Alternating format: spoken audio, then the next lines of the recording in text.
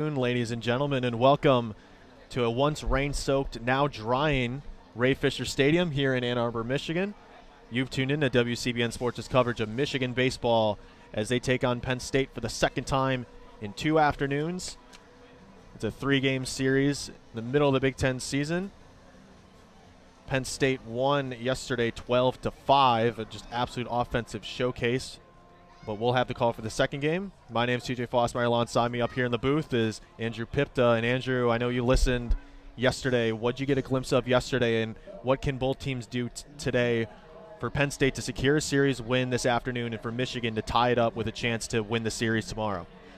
First off, let's talk about Michigan. That game was an absolute offensive showcase from Penn State, one of the best offensive teams in the Big Ten. And I think for Michigan, it is going to come down to just locking up on defense here. Pitching needs to be absolutely on point because this Penn State team, they have power, they hit the ball everywhere on the field, and on top of that, when they get on base, they are fast, they like to steal, they lead the Big Ten in steals. Yep. And for Michigan, it is going to come down to not only pitching, but Matt Spear, he has to pick these Penn State, base runners off at second or third whenever, wherever.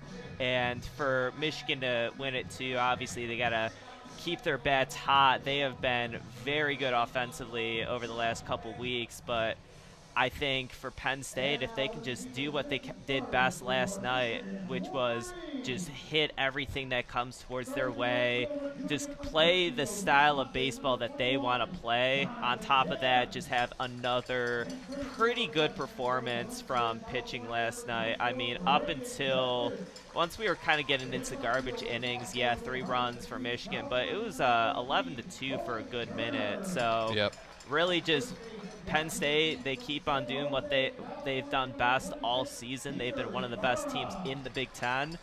That's what I imagine, that's what I see for them to win this series. Certainly, and yesterday, an offensive explosion for Penn State.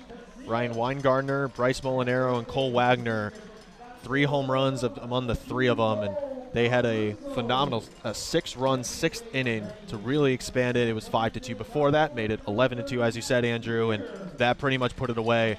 As Michigan now will take the field, we'll run you around the horn. Starting for Michigan on the mound is Dylan Vigneault, the sophomore from Massachusetts. Then around the horn in the infield is Jeter Ybarra at first, Mitch Voigt at second, Ben Casillas at short. At the hot corner, Cole Caruso, and from left to right in the outfield is Colby Turner, Braden Jeffries, and Jonathan Kim, and catching for your Wolverines is Matt Spear. We'll run you through the Penn State lineup as we get underway, as Michigan's now warming up on the field as they now take it here in Ann Arbor, Michigan. Game 2 of this weekend series against Penn State. Both these teams have history going back to the Big Ten tournament, especially in Omaha. I had the pleasure of calling both games in Omaha when the season was on the line, and Penn State came up with 2 wins there, especially in the Big Ten tournament semifinal. I remember some of those absolute heartbreaking losses, some excellent home runs from Penn State, absolute heartbreakers, and those are memories in my time in WCBN that are burned into my head. I'm about to say, you were chanting up with me before this game about that experience. I mean, it sounded like absolutely incredible up until that point, but again, this Penn State team is a very solid team, donning their blue away uniforms with silver pants. I don't know what to think about the silver pants. I don't like it because they are, the blue and white that we know. And then they're away, though. Yeah, they're away. Standard. I know it's standard, but I don't know. For me, I'm always like, hey, you have 2 colors, rock the 2 colors. That's fair. All right. And then Michigan donning all whites with a cursive Michigan across the chest. A little better uniforms than yesterday. They donned the all navy just with a block M on the right side of the chest. We'll get underway here as the leadoff hitter for the Nittany Lions, Ryan Weingartner, playing shortstop today, will lead off. Was 2 for 5 yesterday, drove in 3 runs off a home run in yesterday's ball game. So he will be the first to face Dylan Vigneault. Vigneault with a 4.73 ERA on the season. Weingartner hitting .275.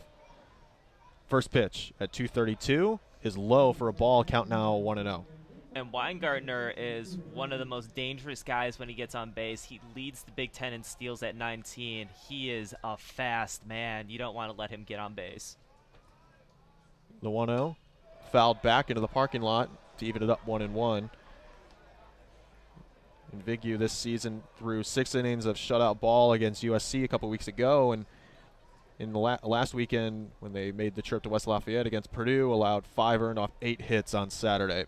He is the Wolverines' Saturday starter as the 1-1 pitch is on the way. Good breaking stuff, finds the zone. Vigu now up 1-2 against Weingartner. Weingartner quickly settles back into the box. His right foot towards the chalk in the back of the box.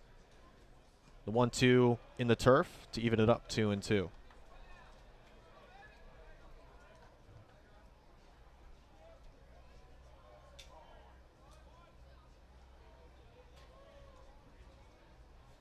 Even count pitch.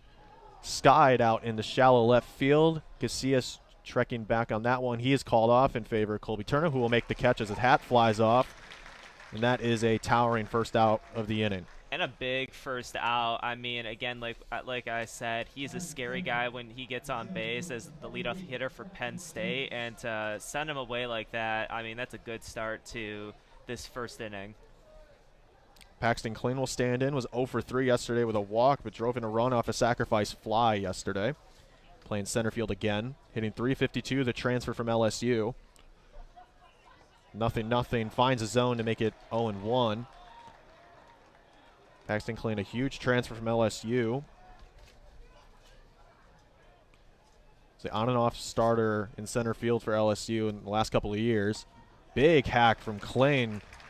Good stuff from Vigu. He's up now 0-2 with 1 down here still in the top of the first. And right now, right out of the gate, he is having an incredible start to his... The 0-2 pitch misses down low.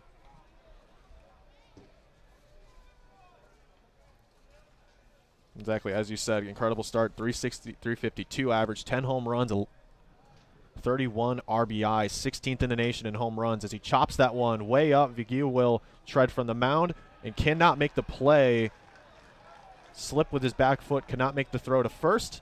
Kling will reach on an infield single on just a weird chopper right in front of Vigu. He could not make the play, and that is a 1-out base runner for Penn State. And you are starting to see just right there a little bit of this effect with this wet turf that we have now. I mean, it was pouring on my drive out here to Ann Arbor, and you are starting to see the effects just right away kick in.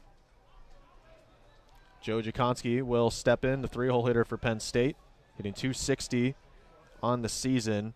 First pitch to Vigu, misses just outside for a ball, 1-0. Jakonski went 0 for 3, scored on a run off 2 walks yesterday.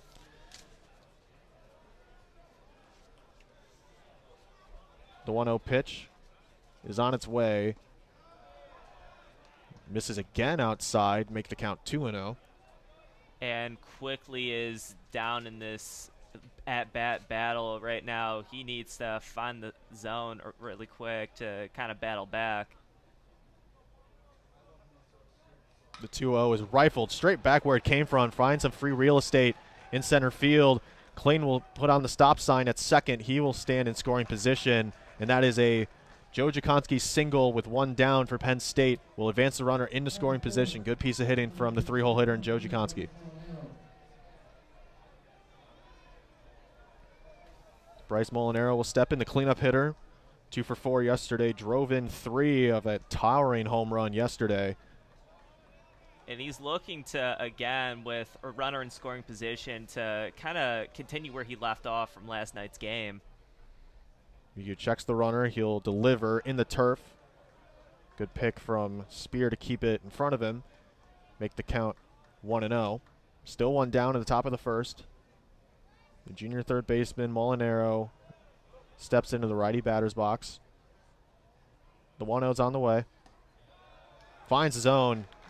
Good job from Vigu to paint the outside part of the plate. Count now even 1-1.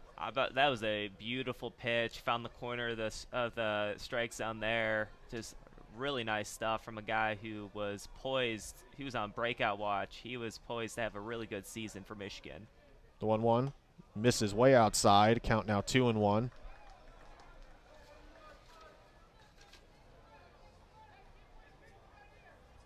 And as you said, he was a highly touted recruit last season for Michigan out of Massachusetts and getting some MLB looks. I know I've seen some scouts here in the building this weekend. The 2-1 finds the outside part of the plate again to even it up 2-2.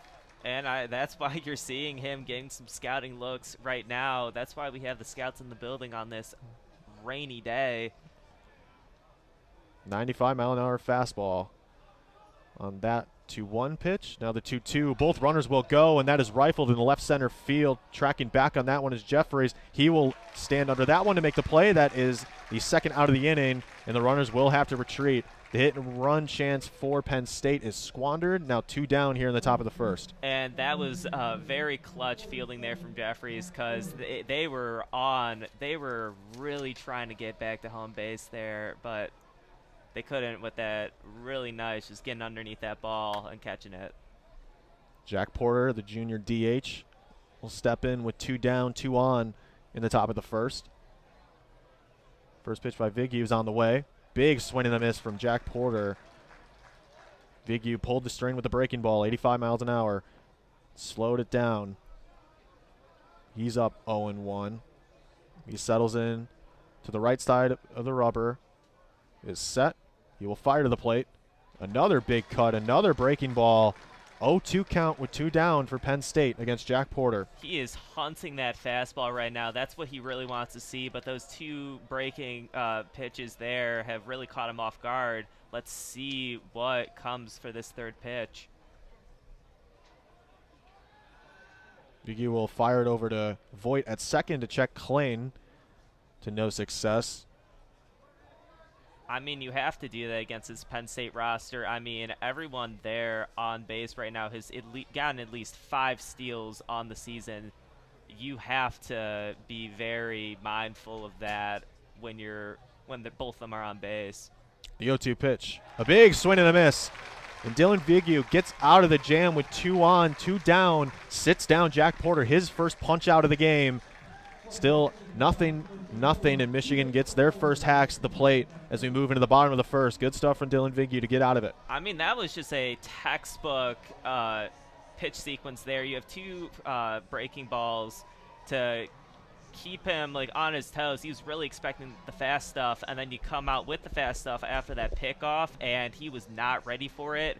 A brilliant sequence there from Viggy.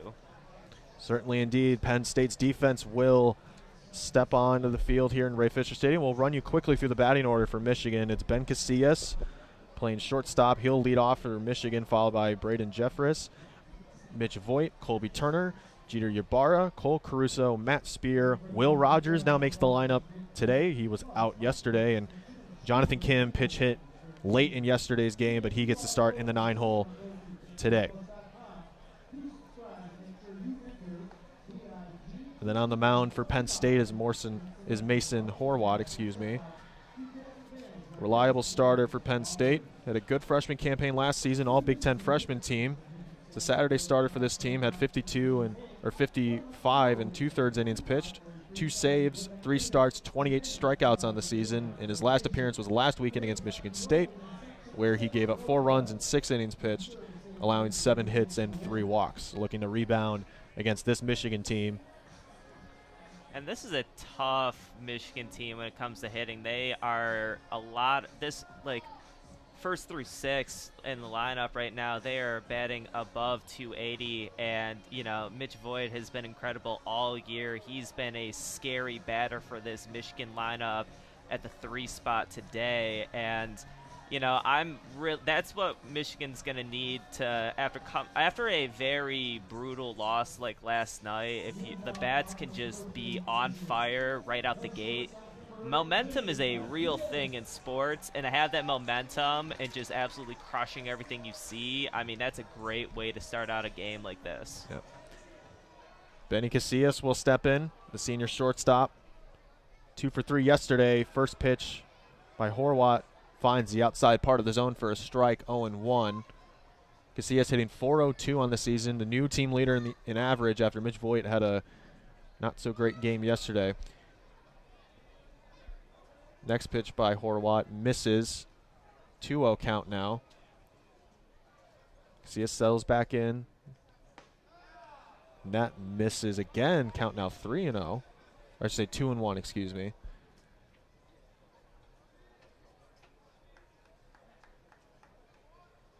Horwat delivers, and that is shot into left center field. Tracking back on that one is Jesse Jakonski, and that'll be off the wall. Jakonski trying to make a jumping play, could not do it. Benny Casillas will stand in on second with a stand-up double. And what a shot from Benny Casillas to give this Michigan offense a jolt to start out in the bottom of the first. I mean, that's what you want to see. I mean, Jakonski, he did get there, just wasn't able to make the play at the wall, and an early extra base hit. I mean, that's what you want to see out of your leadoff hitter. Indeed, that was a towering shot. Now to follow, Braden Jeffress, the freshman center fielder, had a pinch hit opportunity yesterday, went 1 for 1.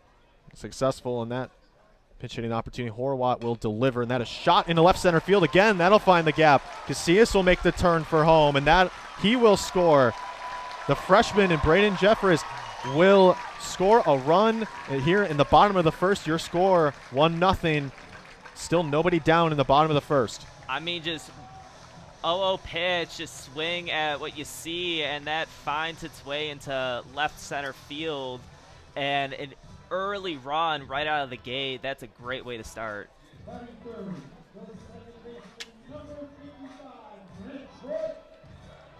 Great start for Michigan.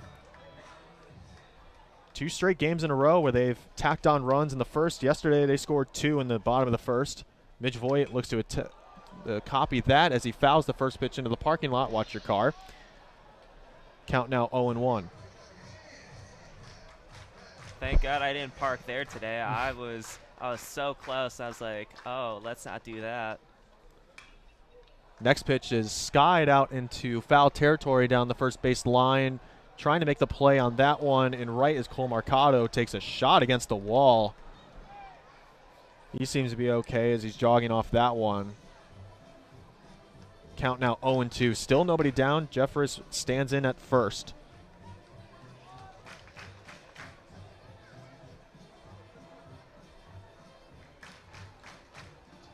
As Michigan softball begins their second game of the doubleheader, we have coverage of both those games. Michigan softball crushed in their first game. Horwat delivers the 0-2 pitch, misses upstairs. Count now 1-2. Just nice patience there from Voigt. Did not swing up top over the zone. Horwat will check Jeffries at first. He is called safe, unsuccessful pickoff. We'll do it again at a 1-2 count. Mitch Voigt will stand in. And that is chopped down the third base line, foul right in front of the Michigan dugout. We'll do again at a 1-2 count. And Voigt on all these pitches, when he has swung, has been just a tad bit slow, but Jeffries will dart for second, and that is chopped to the second baseman, and Joe Jakonski. That'll be the first out of the inning. Nonetheless, Braden Jeffries will advance to scoring position in second off the hit and run. And you don't want to, get an out there, but at least you can live with advancing a runner. So I mean, you gotta look on the bright side of everything in life, and that's what I'm doing today. There you go. Colby Turner will step in, playing left field. Is hit clean up today after hitting the 3-hole. Was 3 for 4 yesterday. Had a phenomenal game, and he's truly been on a heater. He's been on a heater, and he was a bright spot. First pitch finds his own first strike, 0-1. And before yesterday's game, in his last 10, hit 14 for 35 with 16 RBIs and 3 home runs. Tack on 7 extra base hits to that, and that's a phenomenal last 10 games for Colby Turner, the transfer from San Diego State. The 0-1 is skied right in front of us in foul territory, and that'll be in the stands out of play. Rolled its way over to a fan, and you got to be happy about that. Right over the safety nets. I believe, yeah, you get to keep the baseballs here. You don't get to do that at Carroll Hutchins Stadium if you do watch a softball game, which I think that's a shame. But regardless. Yeah, that is a shame. You know, if souvenir. It's souvenir. Like, that's just fun. That's the fun of any baseball, softball, any of those sports. The 0-2 pitch is fouled again right above the press box, and we'll do it again in the 0-2 count next time around.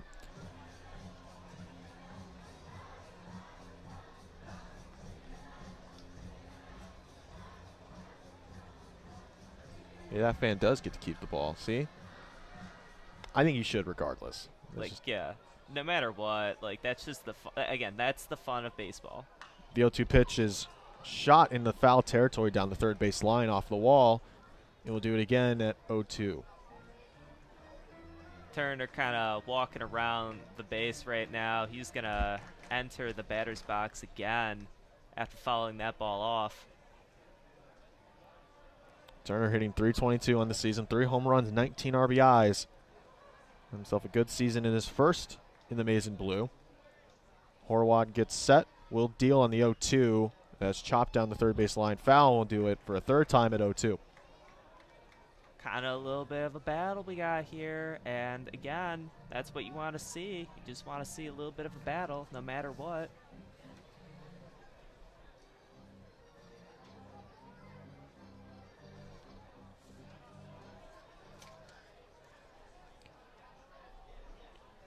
Jeffress on second, runner in scoring position, 1 down for Michigan. Turner at the plate, the 0-2, and that is skied in the shallow infield. Molinaro will call off everyone and make the play, and that'll be the second out of the inning.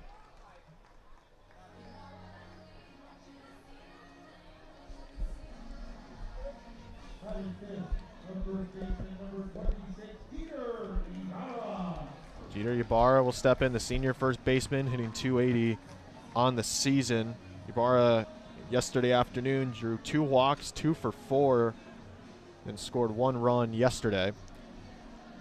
And sorry about that, partner.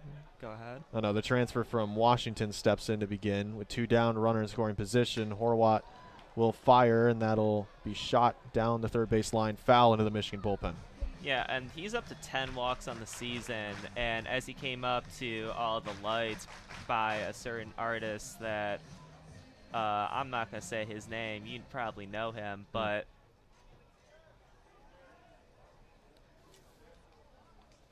the 0-1 pitch. That shot into center field. Shading under that one will be Paxton Kling, and that'll retire the side. Michigan will scratch across 1 run off Braden Jeffrey's RBI single that drove in Casillas. So Michigan now up as we move into the second inning. Michigan's up 1-0. And that was a good, recovery from Horwat. He, was starting to look a little bit dangerous for him, and he was just able to force a couple outs, just skying it up to his teammates, letting them take it from there. And let's see what happens at the top of the second inning here for Michigan. Yeah, that was a good job from Mason Horwat. The 2 first batters he saw, those were solid pieces of hitting from both Casillas and Jeffress, and good to get Voigt out, especially, who threw 24 yesterday, had a .416 average. It's dipped now 2 ticks under 400, but to go that long into the season, especially the collegiate season, and how hard this Michigan team's non-conference schedule was, to hit .416 through 24 is absolutely nuts. Yeah, I mean, he was just on fire. I mean, he was making just a lot of noise for himself. And, he's just had an incredible season for this Michigan team that is still pretty in there for the Big Ten standings. They've been battling throughout a very tough Big Ten. Certainly, as Michigan will now take the field again, due up for Penn State, 6-7-8. Cole Wagner will begin things in the top of the second for Penn State. Another Nittany Lion that had a phenomenal game yesterday. 3 for 5, scored 3 runs, drove in an RBI off a solo shot. Looking to continue his hot bat here in Ann Arbor in the second game of the series. He will step into the lefty batter's box, righty versus lefty here, and Big U still on the mound. He checks the wristband, will settle into the right side of the rubber. Is set, will fire the 0-0 pitch. Misses just outside for a ball. Count now 1-0.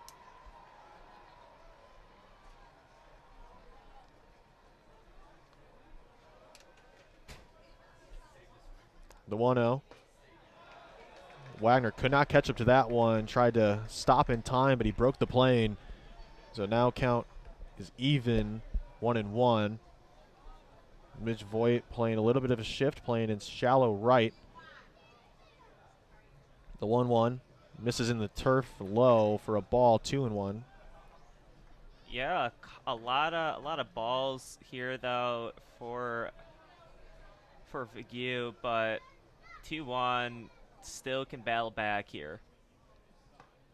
2-1 misses outside, make the count now 3-1, and I think that's been the big thing for Vigue is the velocity is certainly there without a doubt. You know, topping out 95, 96, and it just if he gets that command going, I mean, he could really be a top MLB prospect. As the 3-1 misses outside, ball 4. Wagner will take the free 90 feet over to first. First walk surrendered by Dylan Vigue in this game. So a leadoff runner on for Penn State in the top of the second. Jesse Jakonski will step in, the junior left fielder. I mean, you commented on that control. If he can just be able to just rattle off a couple pitches in the batter's box. I mean, you saw the one, throw he got inside. Nothing does find the zone, paints the outside part of the plate for a strike, 0-1.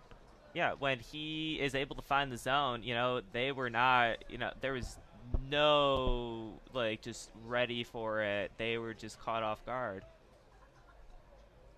The 0-1 pitch is shot to Caruso at third, could not make the play, goes right through him in the left field for a base hit. Wagner will take the turn for third. Now runners at the corners now for Penn State. Nobody down. That was shot off the bat of Jakonski. Caruso could not make the play. Now runners at the corners. Nobody down for Penn State in the top of the second. And then you also saw, again, that speed to turn second base, run out to third. And, that was a little bit of a brutal play there. You had a double play opportunity. Went through your fingers. It sucks. But I trust this Michigan team to make the play next time. Matt Maloney will step in for Penn State, senior catcher from New Hampshire. A perennial starter last season, split time between catching and designated hitting. Last year, Maloney will show bunt. That'll be popped over Spears' head behind the plate. Count now 0-1. Last season, Maloney hit .321. 52 hits, 37 RBIs, and caught 7 runners stealing. And he's now been splitting time with Nate Voss, who got the start yesterday. He's more of the contact hit for average type player, hitting .259 on the season. He's got a good chance here. Nobody down, runners at the corners for Penn State. As Vigue will deliver the 0-1. Show bunt will pull back as that pitch is outside to run the count even, 1-1. Which, I mean, that's 2 pitches in a row he's showing bunt. Clear to me that they are trying to get a sacrifice RBI here, but let's see if that will happen. The 1-1 misses outside again. Count now 2-1. It's a cloudy day here in Ann Arbor. It was raining before. This game time was supposed to be 2. It was shot back to 2:30. So we got to sit around here for about an hour and a half and see the softball game from about 500 feet out. Regardless, the rain has stopped. Still cloudy. It's a good day for baseball. The 2-1 pitch is grounded in between Caruso and Casillas, and that'll find some outfield grass. 1 run will score for Penn State. Now we're at a tie ball game, 1-1, as Matt Maloney will drive in the runner from third. And you talked about him before as being that contact hitter, and you saw it there. He made contact, just shot it right between third base and second base for a RBI single there. And again, we're tied up now in the top of the second, and I kind of imagine that this was going to be an offensive battle again. Maybe not, but we'll see how this goes from here on out. 2 runners on for Penn State. Still nobody down in this inning. And Cole Mercado will step in. And the 9-hole hitter, he shows bunt, pulls back, does find the zone for a strike. Count now 0-1. Jesse Jakonski on second, Matt Maloney on first. Cole Mercado was 1 for 3 drove in 1 run, scored 2 himself yesterday. As Vigu will get set. Ibarra charging from first. The 0-1 finds zone, make the count now 0-2. He's finding the zone here. He's painting it really well. Vigu will check the wristband, settles into the right side of the rubber again. Gets set. And fires the 0-2 pitch. Misses way outside. Count now 1-2.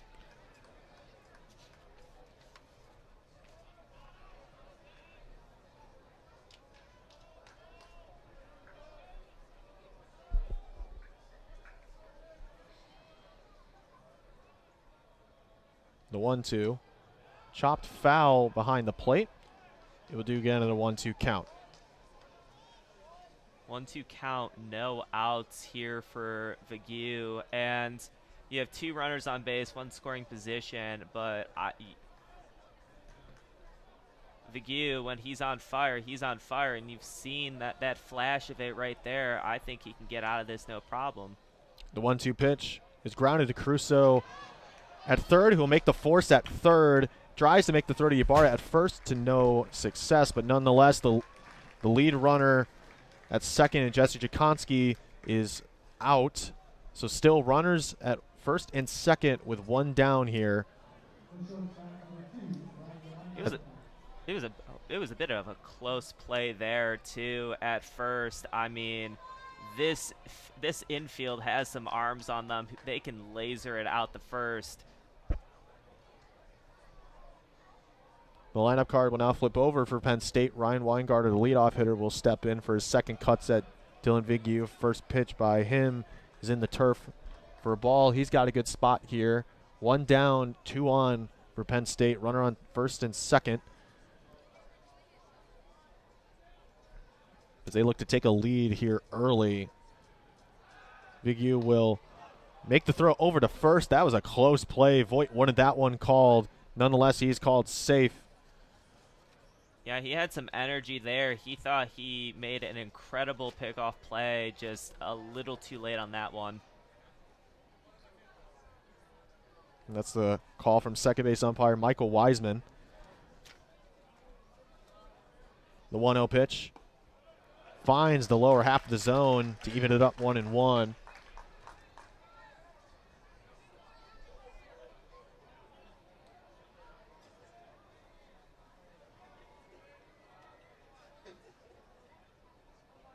One misses way outside and low to make that 2-1.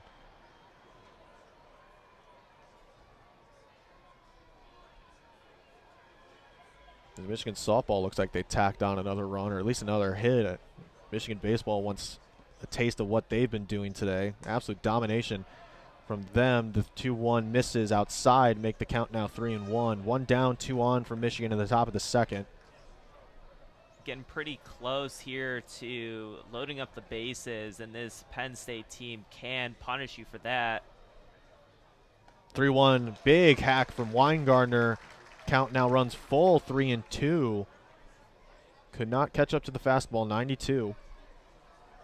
I mean, you've seen that really when Vigu is in his fastball bag, they've been unable to swing on it. The full count pitch misses just inside. That'll load the bases off Vigu's second walk surrendered in this game. And Paxton Kling will stand in, number 16 in the nation in home runs with 10, has driven in 31 on the season. And Vigu has his work cut out for him. With the bases loaded, and Kling now standing in 1 for 1, hit a single in the first. Kling steps into the righty batter's box. Vigu will check the wristband, settles into the rubber, takes a deep breath, is set, deals. Breaking ball finds the zone for a strike. He's quickly up 0-1. Michigan outfield playing deep against the power hitter in Kling. Vigu will deal again. That got Kling swinging really ugly there. Vigu's up now 0-2 with 1 down. Bases loaded again in the top of the second. and you know Kling wants to sky this thing deep into the field. He really wants that hit. The 0-2 is fouled down the first base line, out of play, and we'll do it again at an 0-2 count. Ooh, that car is gonna have a nice dent. Ooh. Hopefully they have insurance. It does say the signs, park at your own risk. Yeah, and that is why I parked closer to the swimming pool area. Yeah, see, there you go. Yeah, next to the head swimming coach. No, that's the right way to do it. I mean, they have the signs in bright maze. You literally can't miss it. The 0-2 misses way outside in the turf. I'd say that's a good pitch from Vigu. Good miss. Really get Kling out swinging. And again, when a guy is slugging over 700, he is really wanting to sky this thing for a home run. 1-2 is fouled back over the press box, and we'll do it again at a 1-2 count. Something, though, to keep in mind is that with runners in position, if Vigu can put it in the right spot and force a double play, that can get him out of this jam pretty easily. The 1-2 pitch is shot in the right field, and under that one will be Kim. The runner from third, and Maloney will tag up, as well as Marcado from second. That is a sacrifice fly from Kling. Probably not the at-bat he wanted. Nonetheless, scratches across 1 run as Penn State will now take the lead 2-1. Yeah, I agree too. That was not the at-bat that I think he wanted, but again, you got to when runs are being put on the board, you you can't complain about that. You can just sit there and go, hey, I created an RBI. I'm content with that. I'm content with that at bat. Runners now at the corners with 2 down as the 3-hole hitter and Joe Jakonski steps in 1 for 1 today. First pitch misses inside for a ball. Joe Jakonski singled into center field in his first at bat in the first inning. And just to clarify for anyone wondering, yes, Joe and Jesse are related. Big swing and a miss from Joe Jakonski to run the count now even 1-1. Both Jakonskis from Plymouth Meeting, Pennsylvania.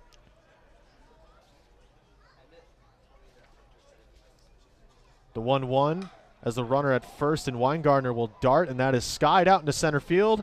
Shading under that one will be Braden Jeffries to retire the side and stop the bleeding for Dylan Vigu. Nonetheless, 2 runs scratch across as Penn State takes the lead 2-1 as we move into the bottom of the first. And with the scary bats of Penn State, to put a little bit of a Band-Aid there on a little bit of a open wound, that's what you got to take and make sure that it just stays as an open wound and not a big gash in the arm. But that was again, you saw some of what we've been talking about with the pitching with Vigu, about how when he is on fire, he's on fire. He just he has to lock in that control a little bit. But he has done, 2 runs, not the best inning, but he battled back, and he made a little bit of a repair to a job that looked a little scary right there. Certainly a bit of a pattern here. Michigan scratched across a run, and Penn State in the top of the second scratches on 1 more additional run to what Michigan scored in the bottom of the first. So we'll see if Michigan can answer as Mason Horwat will step in on the mound for Penn State. He will see 6, 7, 8 of this Michigan lineup. That's Cole Caruso, Matt Spear, and Will Rogers, his first appearance in this series. Yeah, Will Rogers, he took a little bit of a break last night, and Will Rogers is a guy that, he's playing DH right now, but he was kind of playing everything and anything over the last couple years. He's been more of a kind of do-it-all guy for this Michigan team, and the doing it all today has been DHing. Yeah, he certainly carried this team in Omaha. I remember nearly calling a no-hitter. He's normally not the starter. Got the start against number 1 seeded Illinois and went, I believe, 7 2/3 of a no-hitter. And he really did a phenomenal job in Omaha to claw themselves pretty much 1 game away from a Big Ten tournament final appearance. As Cole Caruso will look to start things in the bottom of the second. He will go first pitch swinging. That is chopped to Weingartner at shortstop, who will make the clean play, fired over to first for the first out of the inning. One pitch, one down for Mason Horwat in Penn State. And that was just really a routine fielding job there. Just clean little chopper there, picks it up, fires it out to first base. Just routine for Penn State here. Matt Spear will settle into the box. Hitting 7th, the senior catcher today. Settles in as he crowds the plate. First pitch misses outside for a ball. 1-0 count, one down. Will Rogers on deck. And Matt Spear, the graduate right now. The 1-0 misses upstairs for a ball, make that 2-0. Is that a shot into second base? Fielded cleanly by Joe Jakonski for the second out of the inning. 2 batters, 2 ground outs, now 2 down for Michigan as Will Rogers looks to scratch across something for Michigan here in the bottom of the second. And we saw a routine play from Weingartner, a routine play from Jakonski, and Will Rogers looking to bring some power here and bring at least a little bit of energy in the bottom of the second here for a Michigan team that has been quickly just shut down in this back. The 0-0 is shot right into center field. That'll find some grass in center field for a base hit. Good piece of hitting from Will Rogers with 2 outs, and now it'll be Jonathan Kim with a runner on, 2 down in the bottom of the second, with Michigan down 1 run. Kim, the lefty here, looking to at least make some magic out of a quick deficit in this,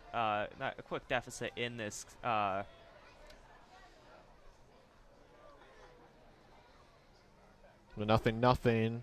Misses outside for a ball.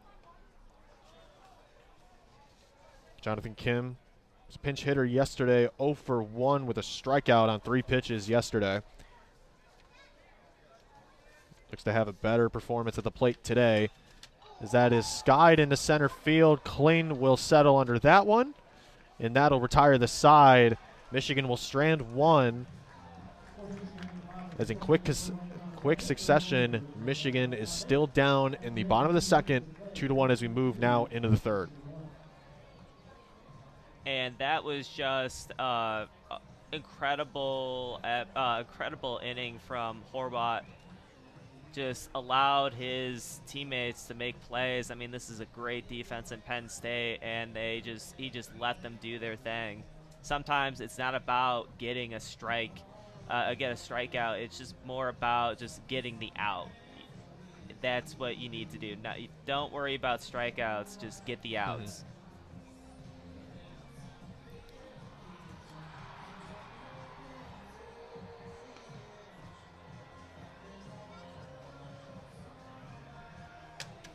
As Michigan's defense will take the field. Again, as we move into the top of the third, Jack Porter will lead things off for Penn State.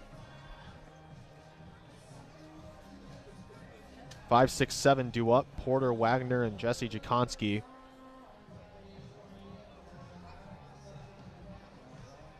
Dylan Vigneault still on the mound through 2 innings of work so far.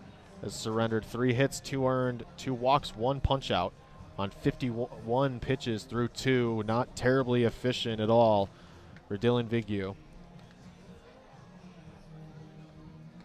A little bit of a different tale from yesterday. David Lally Jr. got the start yesterday, pitched 30 pitches through 2 innings. Fortunately got hammered. Subsequently, it allowed 3 earned through 5 innings pitched, as Michigan saw 7 different pitchers yesterday in the 12-5 loss. We'll get underway. It's actually Bryce Molinaro that will lead off. My mistake. 4, 5, 6 due up for Penn State. Vigneault will look to begin. That pitch way outside for a ball. 1-0.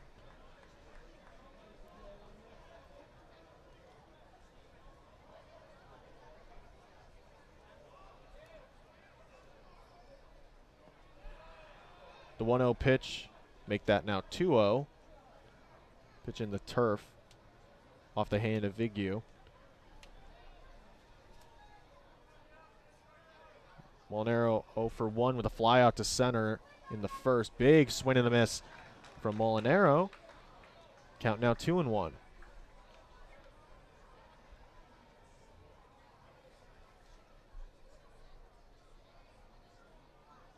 Vigu settles in on the right side of the rubber. Gets the pitch he wants. Delivers. Another big cut for Molinaro to even it up now 2-2. Vigu pulled the string on the breaking ball to even it up. 84-mile-an-hour breaking action. And that's the type of pitch that's getting the scouts to come out and see him right now. Another big swing and a miss from Molinaro, and Vigu will punch out the cleanup hitter to lead things off in the top of the third. That's Vigu's second punch out of the game. Great stuff from Vigu as he was down 2-0. Good fight back to punch him out as Jack Porter will step in. 0 for 1 today. The DH in this one.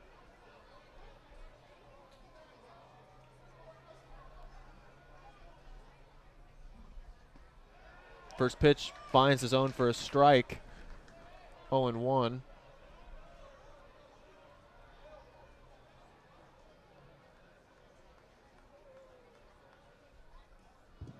Next pitch could not get a glove on that one. Is Spear. That'll reach the backstop. Nobody on. Doesn't really matter. Count now 1-1. And you can live with the fact that that happened with a little bit of with no one on base. You can live with that for sure. The 1-1 with one down. Misses inside. Nearly at the shins. Count now 2-1. Outfield playing a little deeper than normal. Porter goes around on that one, broke the plane. Count now even 2-2. Good job for Vigu to paint the corners.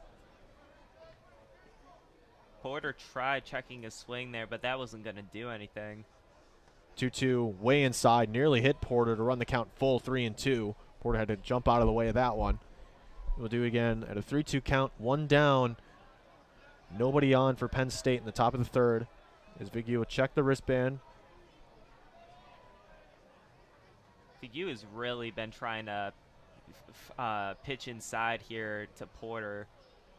The full count pitch is shot into center field. Braden Jeffries running to his left to get to that one at the warning track, makes the play. And that's 2 down now for Penn State in the top of the third. Making the play there, really close to the warning track or on it. That was just a routine fly out to center, got there and got the out. Cole Wagner will step in. 0 for 1 today, playing first base. Will settle into the lefty batter's box. First pitch by Vigu. Just misses outside.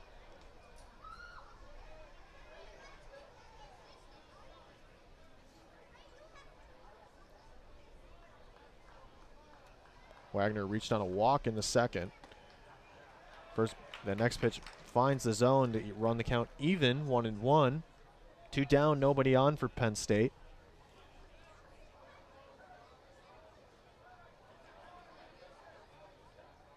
The 1-1 is cut foul off Matt Spear. Count now 1-2. 2 down, nobody on. Midge Voigt playing in shallow right, playing a bit of a shift. Outfield, especially Jeffries in center, playing deep. The 1-2 misses low. Even count now 2-2.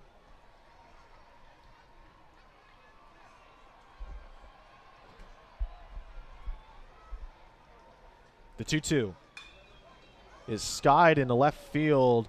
Colby Turner running to his right, and he will make the play as his hat falls off yet again, and that'll be the third out of the inning. The side is retired. Vigu puts a goose egg after surrendering 2 in the top of the second. We'll flip over to the bottom of the third. Your score still 2-1. And that's how you come back from an inning like that. He got the strikeout, 2 flyouts to deep in the outfield.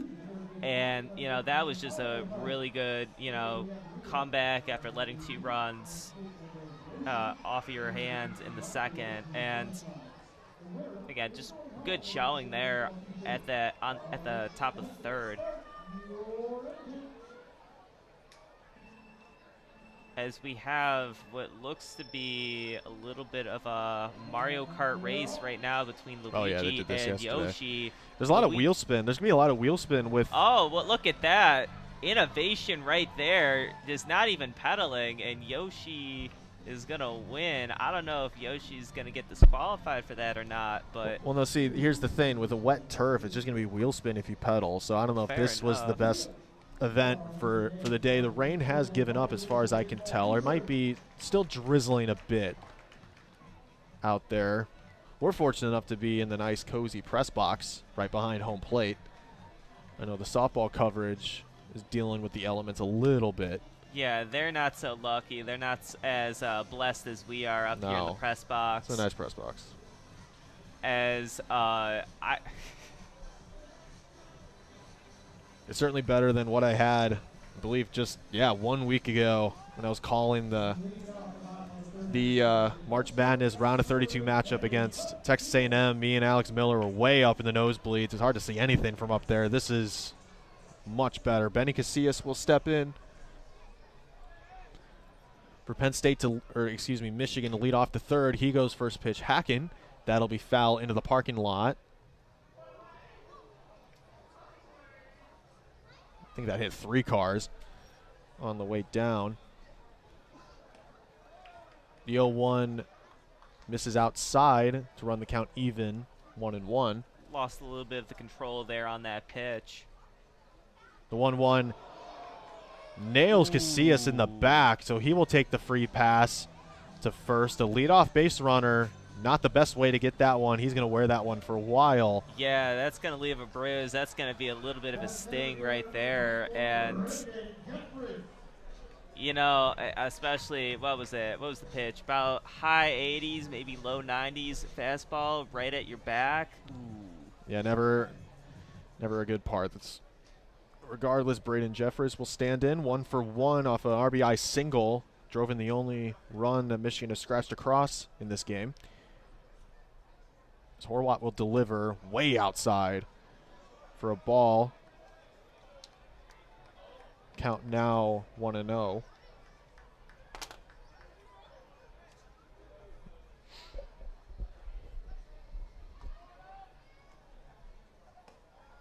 Horwat's next pitch will miss just outside. 2-0. Nobody down, 1 on for Michigan in the bottom of the third. Mitch Voigt on deck. Infield, outfield playing straight up for Penn State. As the 2-0 pitch is on its way off the hands of Horwat, that'll be chopped. Juszczyk at second. Throws it over to Weingarter at short. Can't make the turn in time for the double play. Jeffries gets down the line in a hurry to prevent 2 down for Michigan. As the lead runner Casillas is called out at second. Jeffries will stand on first with Mitch Voigt now due up for Michigan. Jeffries, though, with the freshman, just with incredible hustle there, able to beat out the play at first base. And yeah, it sucks that you get the runner out at second, but that could have been a lot worse, and that was because of the hustle of him. Mitch Voigt steps in 0-for-1, hitting .394 on the season. As Jeffers at first, he goes first pitch hacking. That'll just graze the line fair, and that'll be extra bases. Jeffries hustling. He will go first to home off the hustle. That'll score 1 run, and that's a 1-out double for Mitch Voigt. Will scratch across 1 run to tie things up 2-2. Man, Jeffries just bolting around the bases already with that hustle play to beat out the double play attempt, and then going from first base to home plate off of that nice nice little grounder that went up the third base line. And just, wow, what an incredible play there to tie this game back up. And that's Mitch Voigt's first hit on the weekend. came in a big spot to tie this thing up. Colby Turner now stands in 0 for 1 today. Has Mitch Voigt in scoring position. Turner popped up to third in his first plate appearance. Takes a big swing and a miss on the first pitch off the hands of Horwat. Count 0-1. One down, one on in the bottom of the third. And as you said, Jeffries was really hustling as Turner will chop that to third. Molinaro will make the play, and that'll be the second out of the inning. Turner just got over that one to chop that for the easy play at Molinaro. So 2 down, 1 on in the bottom of the third. And Jeter Ybarra will stand in to try to score Voigt from second. And Ibarra, 19 RBIs in the season, hitting 277. He definitely can be the guy to bring Voigt home here.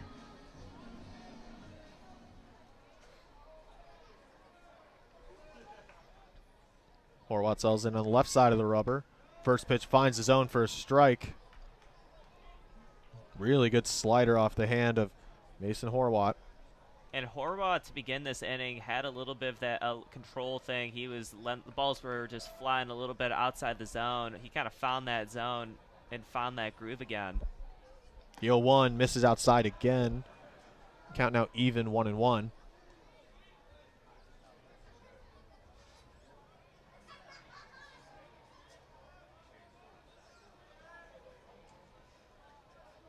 Voigt takes his lead off second. Horwat will deliver to the plate. Misses outside. Barra now ahead in the count, 2-1.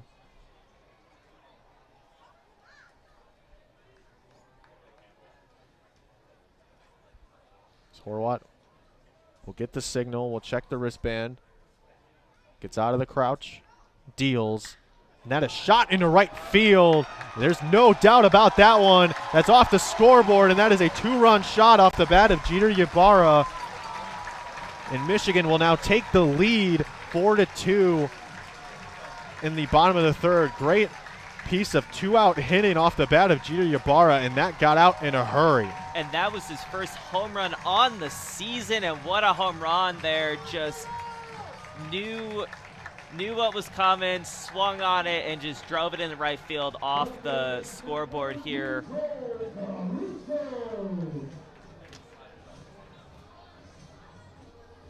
Jeter Ybarra's first home run on the season, his first home run in the maize and blue.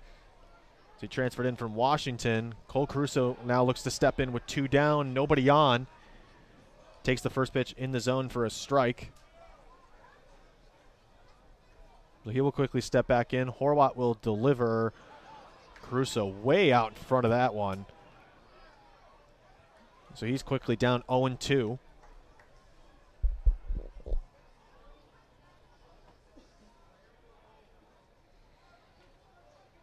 Horwat settles in, deals. And that is popped into shallow center field. Kling charging on that one will make the sliding play for the third out of the inning.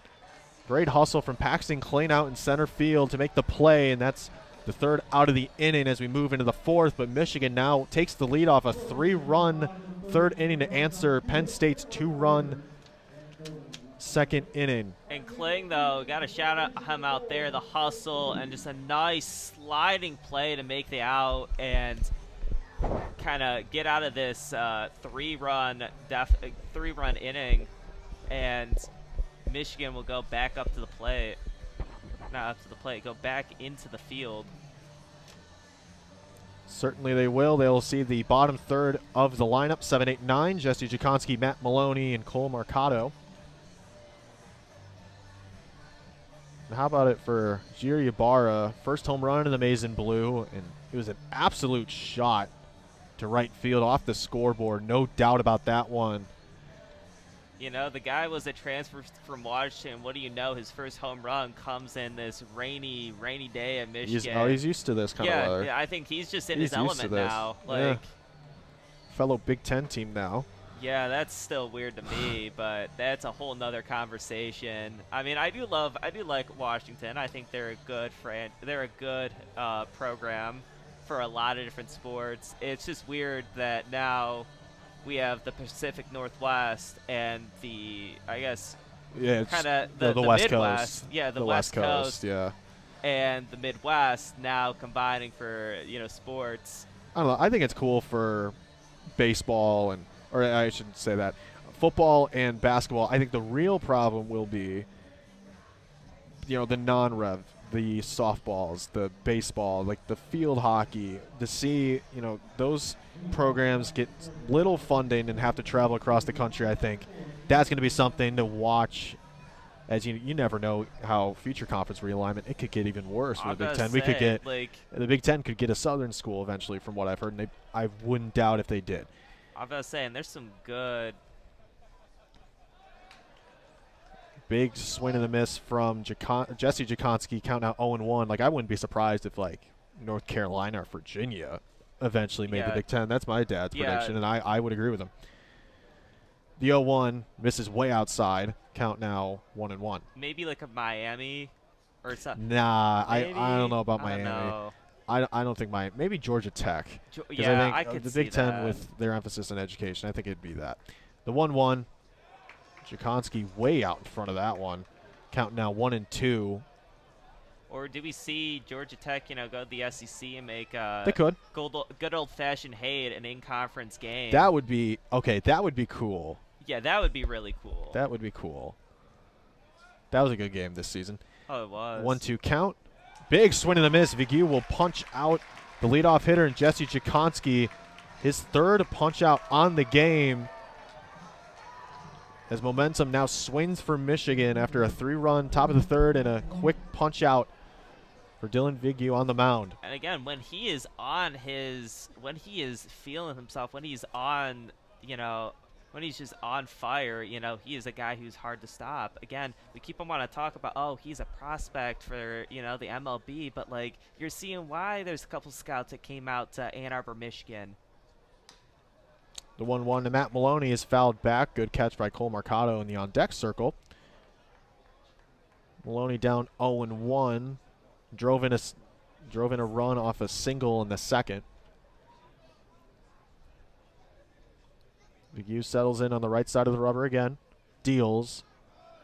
Misses low for a ball to even it up 1-1.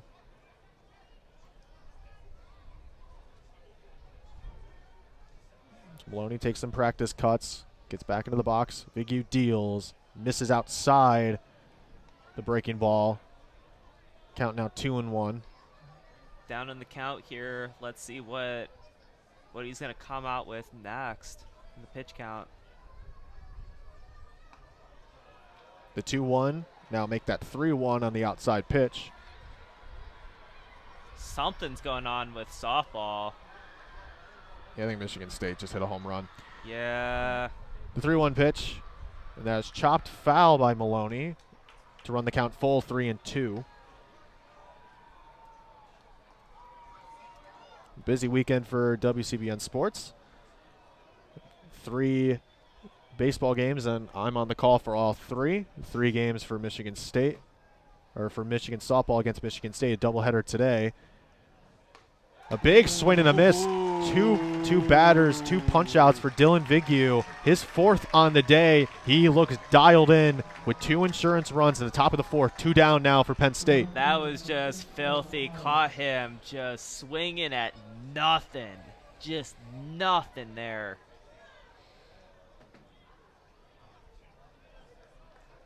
Cole Mercado steps in, the sophomore right fielder. Reached on a fielder's choice in his first at bat. First pitch by Vigue misses low for a ball, 1-0.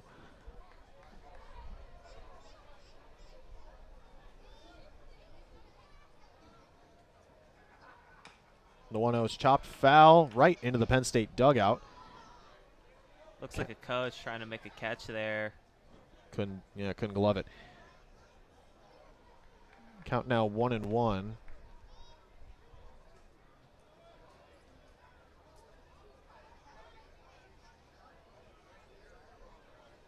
As Vigue checks the wristband, delivers, and that's chopped foul down the first base line again. Count now 1-2. As WCBN's very own Emmett Gerstein delivers more balls to the home plate umpire. part-time broadcaster, part-time baseball manager.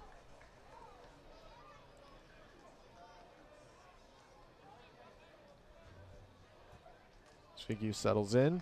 The 1-2 misses. Count now even 2-2. And as I was saying, a busy weekend for WCBN Sports. 3 games of softball, 3 games of baseball. Had a trip out to Atlanta for the Sweet 16 against Auburn. Unfortunately, came up in a loss for Michigan. But what a phenomenal season for Michigan basketball. Coming from 8 wins last season to Sweet 16 appearance. As that pitch misses, count now full 3-2. And just to say, I said this yesterday, if you're listening to WCBN FM, I was hosting, and what an honor to call Michigan baseball or basketball this season, and what a phenomenal run. The full count pitch is popped up. It is trickling foul. Nobody could get to that one, so we'll do it again at a full count. Mercado got a little lucky there, just fouled off just where no one could reach it out in left field there. 3-2. This could easily be swing from a possible strikeout or out and the inning to a ball and back to the top of the lineup. Rain coming down a bit more. I see the umbrellas below us popping up sporadically. Yeah, the rain is coming down a little bit more. The 3-2 pitch misses. That'll be ball 4. So after Vigu punches out 2 to start out this inning, he will walk the 9-hole hitter in Mercado. The lineup card will flip over. So with 2 down for Penn State, the leadoff hitter and Ryan Weingardner will step in. He was 0 for 1 today, walked in his last plate appearance in the second. And right now, Vigu's up to 3 balls, 4 strikeouts, 3 hits, and 2 runs. First pitch misses. Spear could not get to that one.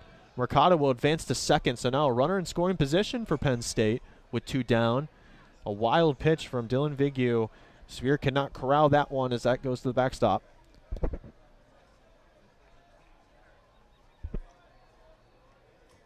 Vigu will take a little bit of a second. Now gets on the rubber. Gets out of the crouch. The 1-0. Finds the zone for a strike. Upstairs, 1-1.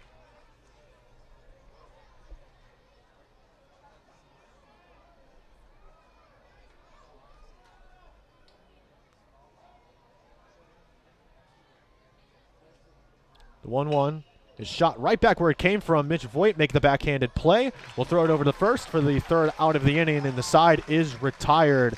Penn State will strand 1 in scoring position in Mercado.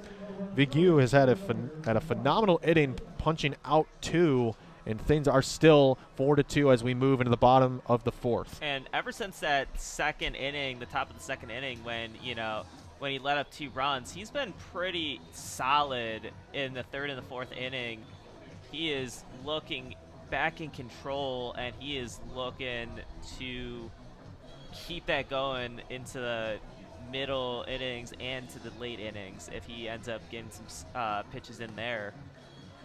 As we have what the classic find the ball little game going on right now. Oh, I lost it. I don't know. Yeah, I wasn't paying attention. I wasn't paying attention either. Normally I'm on it. Ooh, I should just guess too for the 2 national championships that you can see the little graphic for it right in right field, as we also get a little bit of looks at the hashtag posts for Michigan baseball on the scoreboard, showing a little bit of highlights of some of those, some of the points that, some of the runs that Michigan has gotten, and a little bit of San Diego Padres action on the board. If you're a Padres fan, well, just know that you are being well represented here at the University of Michigan. I know the Yankees. I'm not a Yankees fan at all, but I know they're up like 16-4 against the Brewers, which I like to see. As a Reds fan, I don't like the Brewers. They're always good. I was about to say, which teams do you have like a hate for? What's like your most hated? Like all sports or just baseball? For baseball. We can get to all sports later. Cardinals. St. Louis Cardinals, without a doubt. So Kendall Spencer, now doing the softball game, does not like it, but she very well knows my hatred for the Cardinals. So we will get underway in the bottom of the 4th. Matt Spear stands in, the senior catcher, 0 for 1, grounded to second. in his first at-bat. In the second, he faces Mason Horwat, who will deliver. And that misses inside for a ball, 1-0. There's not many NL Central teams I like, if there's even any. Cubs, no. Brewers, they're always good. That pitch misses low again, 2-0. Spears up. The 2-0 pitch. Finds his zone for a strike, 2-1. Right on the the outside there, right not at the outside, just right at the top of the zone there. Found his groove. The 2-1 misses to run the count now 3-1.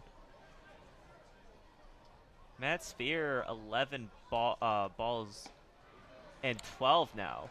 Yeah, make that 12 walks on the season for Matt Spear. Really disciplined hitter. He will take the free pass, a leadoff runner on for Michigan, as Will Rogers, the 8-hole hitter, will stand in with a runner on, nobody down in the bottom of the fourth.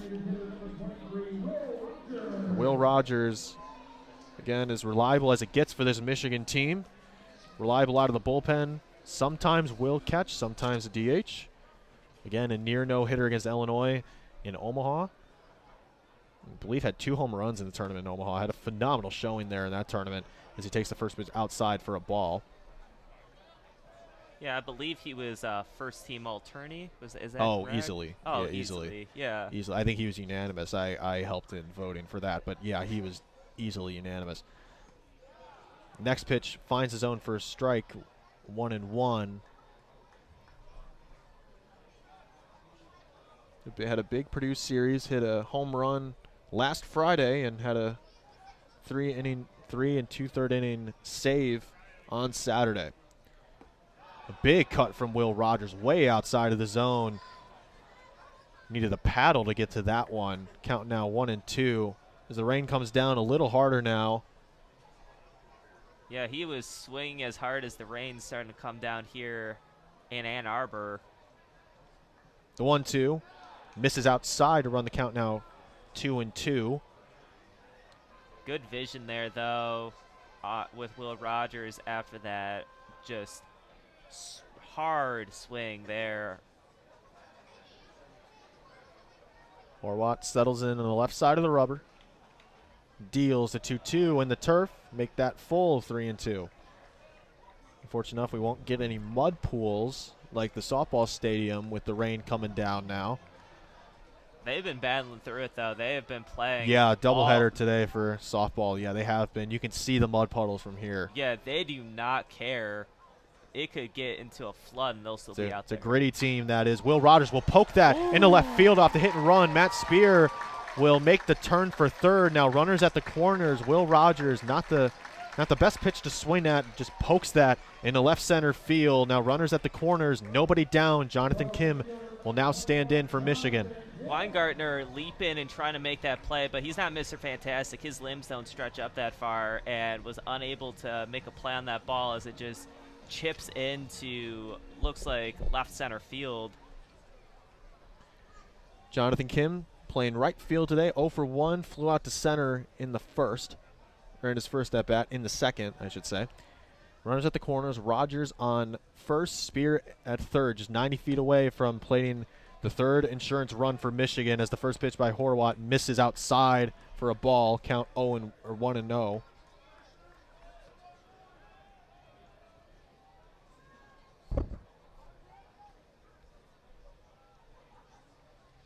The 1-0 is grounded down the line, foul.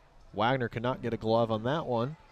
He was real close, though. He almost was able to make a real nice play for Penn State, just unable to get it into his glove there.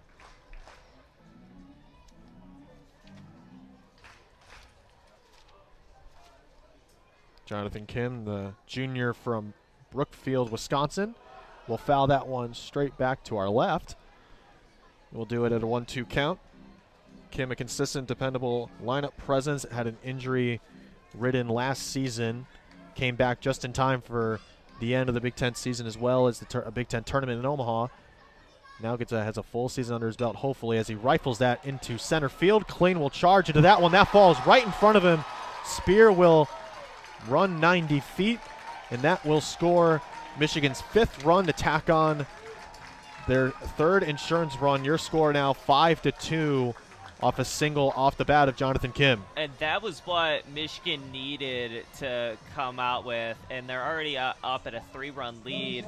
Kling, he almost made the play on that ball. To give him a lot of credit, just wasn't able to make that tough play, and luckily he was able to recover, get the ball, and keep it a single. That could have easily become a double and put 2 runners in scoring position. Benny Casillas will stand in now, the leadoff hitter. Nobody down as Penn State will take a quick chat on the mound with pitcher Mason Horwat and Matt Maloney behind the plate for the Nittany Lions. So nobody down for Michigan here in the bottom of the 4th, has already scratched across 1 and due up for Michigan 1-2-3. And Benny Casillas in his last at bat, excellent piece of 2-out hitting, or I should say in the first, excellent piece of 2-out hitting with a double, was hit by a pitch in his last plate appearance. Hitting .410 on the season now. And an OBS of over 1,000. He has, even though it hasn't translated to home runs, he has been a force for this Michigan team. Certainly a contact hitter, transfer from Loyola Marymount. Hit 5 ticks under 300 last season. Reached base 5 times against Eastern Michigan the midweek on Tuesday. Now the Michigan fans will get on their feet smartly, hiding under the canopies down the 3rd and first base lines with the rain. I think the rain has kind of let up a bit. It's been on and off throughout this game. I mean, that's why they put them there for a reason. Yeah, I mean, they're packed. They're the most packed I've seen them. I was about to say, you got some people braving the weather here. Casillas will show bunt. That'll go down the first base line. Wagner will apply the tag down the line. Casillas will be called out, but nonetheless, the runners will advance. 2 runners in scoring position now for the Wolverines with 1 down. And Braden Jeffress will stand in, the 2-hole hitter, with 2 in scoring position. Will Rogers stands at 3rd, Kim on 2nd. And that was a good sacrifice bunt there to move the runners up. But I was about to say before he did it that he is, when runners are in scoring position, he's almost hitting 600. Like, he's a clutch guy to bring guys home. Jeffries goes first pitch swinging, nearly goes to Horwat as he will dive out of the way. Rogers will score, and that was a shot off the bat of the freshman and Braden Jeffress to score 1, make the game now 6-2. Michigan now up 4. And he had that hustle play to bring himself home after the almost double play that his hustle, stopped, and then he brings a runner home himself with a RBI there. As we will see another, I believe the athletic trainers will probably take a look at Mason Horwat. He wasn't hit. That was a line drive straight back where it came from, right towards the mound. And Mason Horwat, he dove out of the way in time. Unless they might be looking at his hand. He might have either landed on it funny or it hit him. Yeah, he could have been clipped there. It looked like he had a clean dodge there, like he was playing dodgeball out there, but the ball isn't a big red rubber ball, but instead a fastball. You do not want just not a fastball, just a ball that is moving very fast off a bat. Yeah, I mean it was a heater off the bat of Jeffress. Nonetheless, a run scores. The meeting will conclude. Mitch Voigt will stand in, the 3-hole hitter. Drove in a run off a double in the 3rd. Has runners at the corners now with 1 down for Michigan. And he goes first pitch hacking, and that'll find some grass in left field. That'll score Kim from 3rd. Mitch Voigt, off the first pitch he sees in this at-bat, drives in Kim 90 feet. And a bit of an offensive explosion here in the bottom of the 4th. 3 runs plated across for Michigan. Make that a 7-2 lead. And Voigt had an RBI double in the 3rd, and now he comes back with an RBI single. And at this point, if you're Penn State, you got to start having some conversations about maybe pulling Horwat right now. It is 7-2 right now in the bottom of the 4th. You can imagine if he doesn't get out of this, he is going to be pulled. We'll see 2 on, 1 down for Michigan. Colby Turner steps in. 0 for 2, grounded to third in his last plate appearance, and that gets away from Horwat. Both runners will advance into scoring position. Baseball slipped out of Horwat's hands. Big mistake from the Nittany Lions starter. Now 2 runners in scoring position, 1 down. Now Turner's prospects for this at-bat look all the more favorable, with Voigt standing on second, Jeffries at third, and already a 3-run bottom of the 4th to follow a 3-run bottom of the 3rd. And he's 0 for 2 today, but he has an opportunity to make a very important hit. He swings at the 1-0, and that'll be fouled into the Penn State bullpen down the first base line. Count now even 1-1. 1 down, 2 on for Michigan.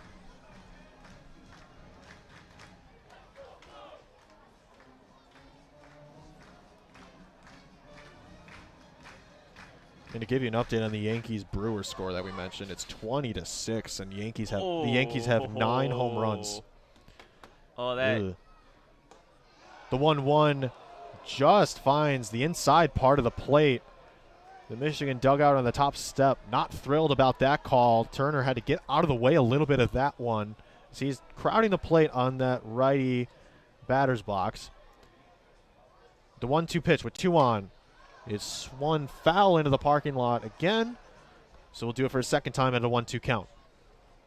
And yeah, that is a brutal Yankees score. They saw the Michigan softball team and the absolutely dominating show they had against Michigan State and said, hey, let's do some of that. They were obviously inspired, you know. They had to have been. Michigan softball down 4-2 against Michigan State, and that would be for the series win as Michigan State won on Friday. Turner will chop that to Weingartner at short. We'll fire it over to first. Excellent pick from Wagner for the second out of the inning, but regardless, that scores Jeffries from third, and that expands this Michigan lead. Now 8-2, 6-run deficit for Penn State. Yeah, Wagner there had a really nice play. The ball almost looked like it was going to get away from him, but he made a really nice play to force that out there and now put Penn State into a better position, as we're going to get another mound visit here for Penn State. Yeah, we'll get a pitching change indeed, I believe, with 2 down in the bottom of the 4th. Michigan scratches across 4 runs in this bottom of the 4th, and that will be Horwat's day done. So through 3 2/3 has surrendered 9 hits, 8 earned runs, 1 walk, no strikeouts, 1 home run, 2 doubles on 63 pitches. So his day is done, and we will keep you updated on who follows. And he will be played out, right, serenaded in Michigan Stadium for that performance. But, you know, we'll see who Penn State's going to go with from the bullpen here. I believe it's Matthew Van Ostenbridge, the lefty sophomore from Mill Valley, California.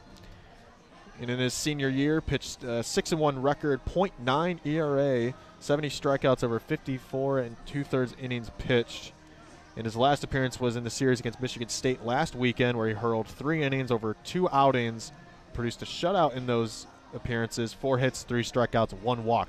So he gets the nod out of the bullpen to try to stop the bleeding, with Mitch Voigt in scoring position, standing on second with Jeter Ybarra, who's hit 1 for 2 off a home run moonshot into right field that scored 2 in the 3rd. And the freshman from Sinking Spring, Pennsylvania, has a lot on his plate, but all it takes for him is 1 out, and that will stop the bleeding as he is warming up on the mound here. Number 49. That's something I love about baseball, is that, you know, I feel like basketball, there's a strict, like, oh, here's what a good number is, here's what an ugly number looks like. Baseball, you'll see any number possible, and it'll always look pretty cool, in my opinion. I mean, if you look, especially for softball, like at some of the high school recruits, and like the numbers they put up in high school is absolutely ridiculous. Me and Alex called University of Florida, the Florida Gators in Tampa, and the numbers those recruits put up is absolutely disgusting. Really, it's like 5 ERA if lower than that, or if it's high, if it's that high. It's absolutely nuts. I mean, I was more talking about the jersey number. But gotcha, that is something to talk about, is that all of these guys, I mean, to be fair, all of these kids were probably the best guy on their travel team or the best guy at their, high school. But again, like, it is just, I do love a good, crazy jersey number, like 49. You never see that in basketball, and I think that is a shame that there's this strict code of here's an ugly number, here's a clean number, but then it's like you see a rare number, and it's like, oh, that's awesome. That is always awesome. Like, I've never seen a man wear 77 in my life, but now you have a guy in the Lakers wearing it. The 0-0 pitch finds his own first strike, 0-1. 2 down for Michigan still. Jeter Ybarra stands in with a runner in scoring position. Mitch Voigt on second.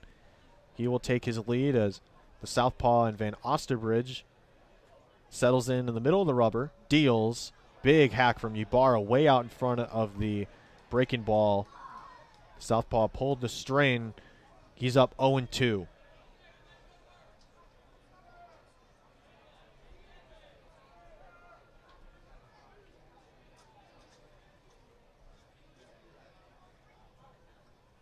The 0-2 pitch is on its way inside. Make the count 1-2.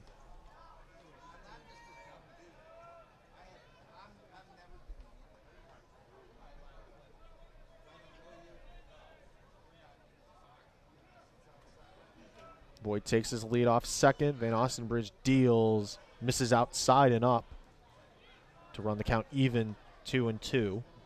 Back-to-back pitches of low 70s for the left-handed freshman. Van Ostenbridge, the ball towards his side, gets it up to his glove, fires. That's a weak pop-up. Molinaro will shade into that one in foul territory, and that'll be the third out of the inning, but a huge offensive explosion for Michigan in the bottom of the fourth. Michigan plates 4 to expand this lead to now 8-2 as Penn State looks to answer. But they have 1, 2, 3 they have the top of the order due up. I believe 2, 3, 4 due up for Michigan as Dylan Vigneault will take the mound yet again for the Wolverines, but this time with 6 insurance runs. That's got to make him all the more comfortable on the mound. I was about to say, that's what you love to see from your offense. You go out there, and it's like, yeah, I don't have to worry about this being a close game. All I need to worry about is, like, okay, now I don't want to let what just happened to Penn State happen to me, but you're able to work a little more comfortably, a little more in the zone when you know, okay, if I do mess up, it's like, oh, we go up 5 runs rather than 6 runs. And that isn't to say, hey, don't let off the brakes. You gotta put your cleat on their necks here. But it's easier to do that when you're up 6 rather than up only 1 or 2 scores. Indeed, as Michigan's defense will take the field yet again with a 6-run lead as we move into the 5th inning. And that's, again, before we were talking about it right before the game started, that pitching needed to show up, defense needed to show up for Michigan, and that is what has happened. And look at what's happened so far. I mean, Michigan in a very comfortable lead. Don't want to jinx anything, of course. We still have a lot of ball game to play, and that's why you play the ball games. But as my dad would say, as Paxton Kling is up now for Penn State. Excuse me. Paxton Kling settles in. 1 for 1 on the day, singled in the first. Drove in a run off a sacrifice fly in the second. Looks to start something for Penn State as they look to claw back a 6-run deficit in the top of the 5th. A lot of ball game to go, though. First pitch by Vigneault is in the turf. Make the count 1-0.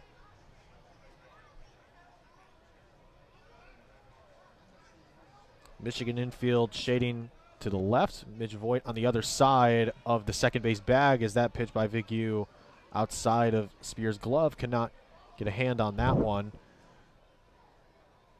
As Tracy Smith will trot out of the dugout for a likely brief meeting with his sophomore pitcher, Dylan Vigue. Real slow trot. It is a very serious trot here. And just adds a little bit of context to Kling right now. When he is leading off an inning, he is batting .438. And that is, again, he is a scary, scary man at bat right now. But the junior center fielder, as you have this little bit of a break, a little bit of a breather. Yeah, I think that's just to settle down after two wild pitches. Just to settle down your starter here. And he's having it really comfortable. The rain has settled down, and you have a 6-run lead in your pocket. We will get back underway with a 2-0 count. Nobody down, nobody on. The 2-0 pitch is grounded foul into the Michigan dugout. Make the count 2-1. Again, Michigan's infield shifting to our left from the press box. Mitch Voigt playing second base now stands in at the other side of the bag. Well, we have a kid hunting for that ball that landed on the top of the dugout.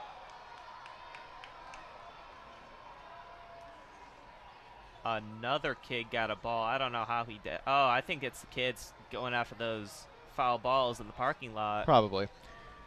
That's smart for them. The 3-1 misses, or actually does find the zone. I thought that looked outside from up here. That runs the count now full 3-2. I mean, if it was outside or not, you know, if it was outside, you gotta sit there and go, hey, I got one there. 3-2. The full count pitch misses in the turf.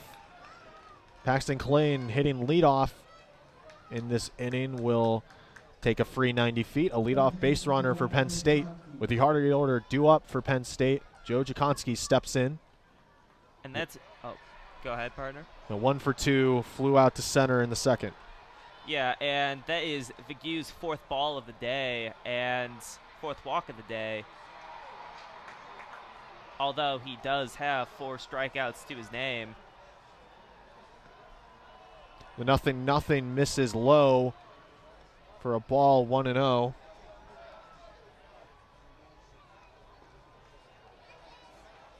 Michigan now with a lead in softball to keep you updated, 5-4. And I think I saw Indy Langford trot around the base. And if you know anything about Indy Langford, she is not a power bat at all.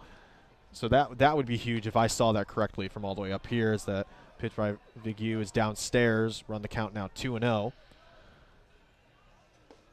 2-0 misses. Make the count now 3-0. Scary 3-0 count. Vigue has that control to be able to battle this back, though.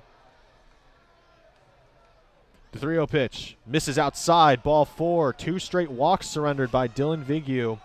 Apologize there for a little bit of announcer jinx there. He is now on the 5 balls on the day. And, you know, in this inning seems to have a little bit of something going on here. 2 balls back to back. Not 2 balls, 2 walks back to back. We're going to have another coach's pitching meeting. I believe that'll come with a pitching change as well for Michigan. And Michigan will trot out the freshman Tate Carey out of the bullpen, and that's Vigue's day done. So through 4 innings pitched, 4 plus I should say, has surrendered 3 hits, 2 earned, 5 walks, 4 strikeouts, and ultimately it was those last 2 walks and the command issues with a 6-run lead in the top of the 5th that ultimately took him out of this game. But regardless, Tate Carey, the freshman from Windsor, Ontario, is in a pretty good spot with a 6-run lead in the top of the 5th. I mean, I guess that would be a great place. If I'm a freshman coming into the game right now, that's a great place to be in.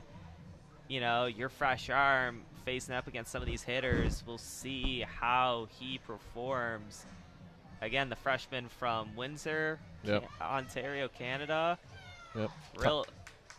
I know WCBN has its own Windsor history. We are very familiar with the territory. Very familiar. Top pitching prospect from Canada, ranked top 3rd best in the province of Ontario. Experience with the under-18 Canadian national team. And in his last appearance, I believe last Saturday against Purdue, pitched a third of an inning, 2 hits, and allowed 1 earned. Nonetheless, he's got a bit of a spot. He's up 6 runs, but with nobody down for Penn State and 2 on, and he's got the heart of his order due up. Molinaro, Porter, and Wagner due up next for Penn State. As he's warming up to Return to the Mac. I love that song. A little bit of a jam going on here.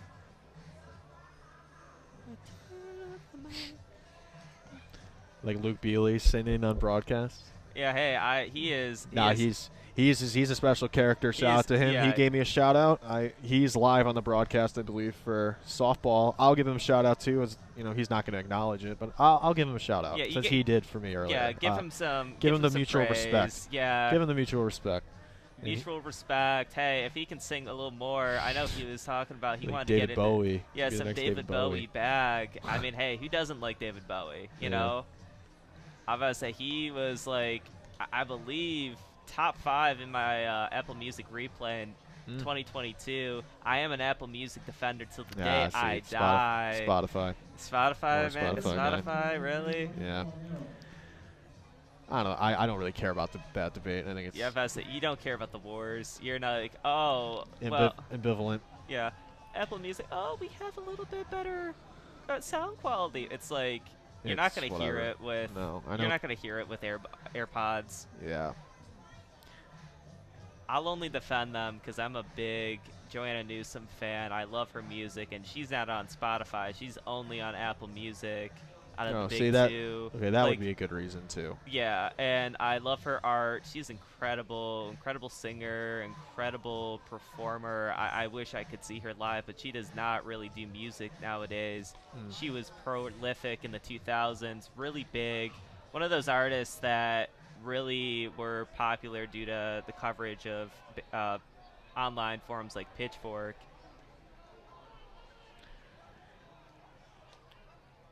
You'll get underway. Tate Carey steps off the mound, looking back at Kling.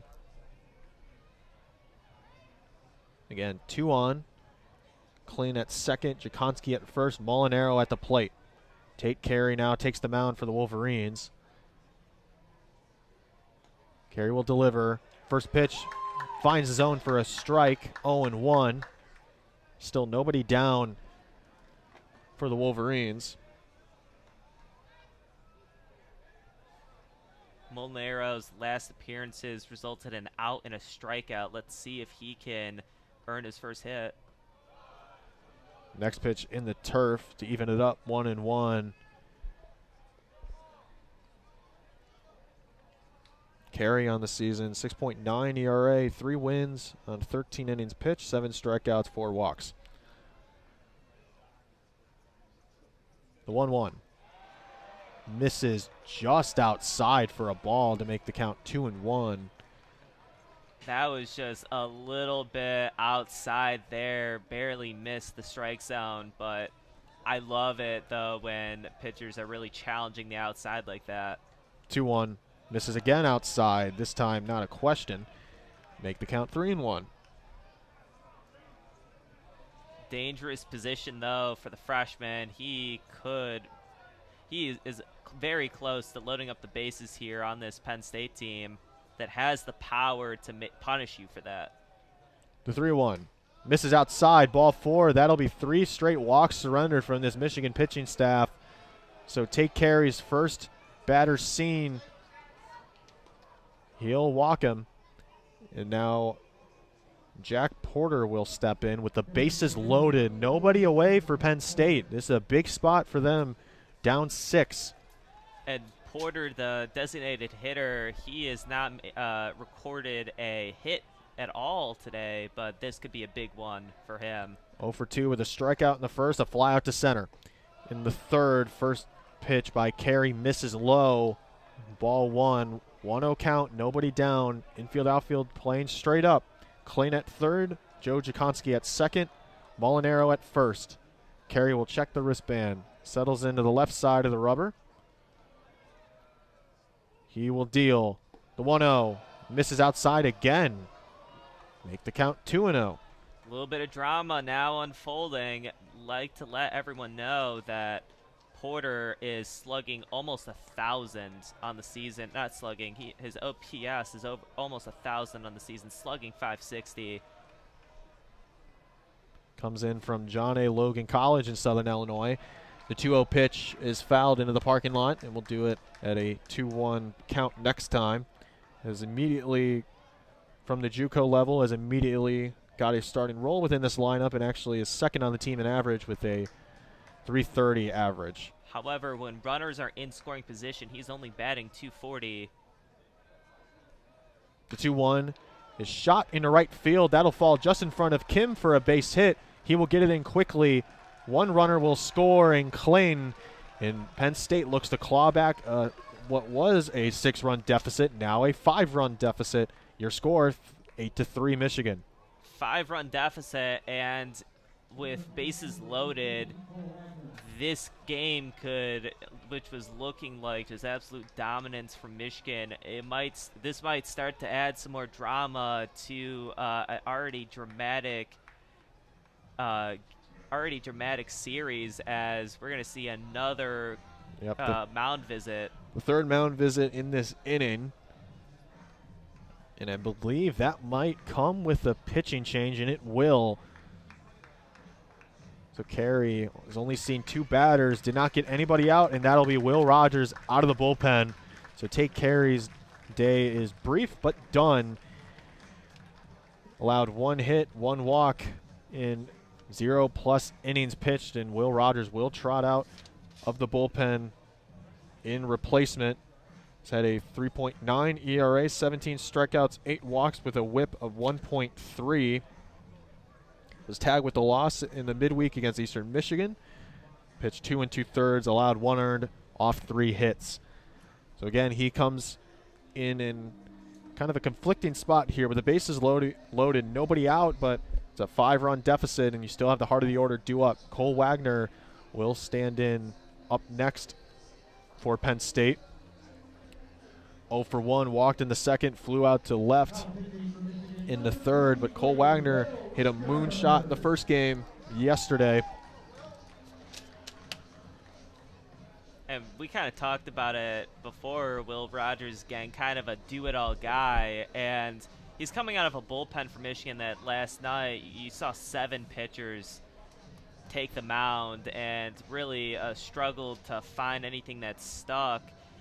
And that was a big thing for Michigan this year, was they brought in a lot of pitching recruits, a lot of guys to kind of, assist with that bullpen. That was a issue that they wanted to touch up on, and they brought in a lot of decent to pretty good guys into this room, and we're going to see if Will Rogers, a guy who is not a transfer, he was here last year doing the same thing.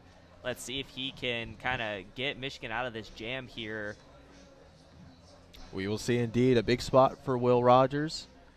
Again, last year's pitching staff was pretty much only Kurt Barr still on the team. Jacob Denner, who graduated, was a phenomenal and the #1 option out of the bullpen. And other than that, it really wasn't too much out of this pitching staff, with a little more bolstered this season.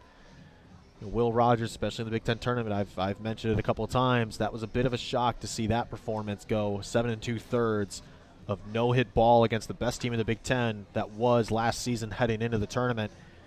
So now he's in a big spot against this Penn State team that's probably equally comparable as far as talent to that Illini squad last season, but he's in a huge spot, bases loaded, nobody out, in a 5-run ball game. Michigan up 8-3. Penn State already scratched across 1. So we will get underway with Will Rogers, his first cuts at the mound. He will go up against Cole Wagner, the senior first baseman. 0 for 1, flew out to left field in his last at-bat. The righty versus lefty matchup begins. That pitch misses low for a ball, make the count 1-0.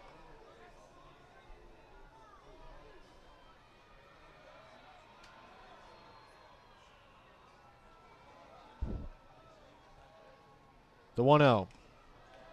Foul tip right into Spears' glove behind the dish to even it up 1-1. And something I'd like everyone to keep note right now, Penn State is, as a team, is only hitting 250 right now, but they have 6 balls.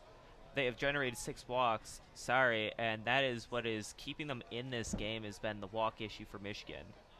The 1-1 pitch misses low. Lucky enough for Spear, that is kept right in front of him to keep the runners at bay. Count now 2-1. The rain has stopped coming down. No wind, unlike yesterday. The 2-1 pitch is shot into left center field. That'll find some grass for a base hit. That'll score 1 in Jakonski. Taking the turn is Molinaro. Porter hustling from first. He will score. That is a bases clearing stand-up double for Cole Wagner. And all of a sudden, it's an 8-6 ball game. I'm about to say, everything was looking very strong for Michigan, and all of a sudden, things have changed. The momentum's back in Penn State's favor, and that was just a nice double that hit in around the middle of left center field, just kind of bounced around to the wall.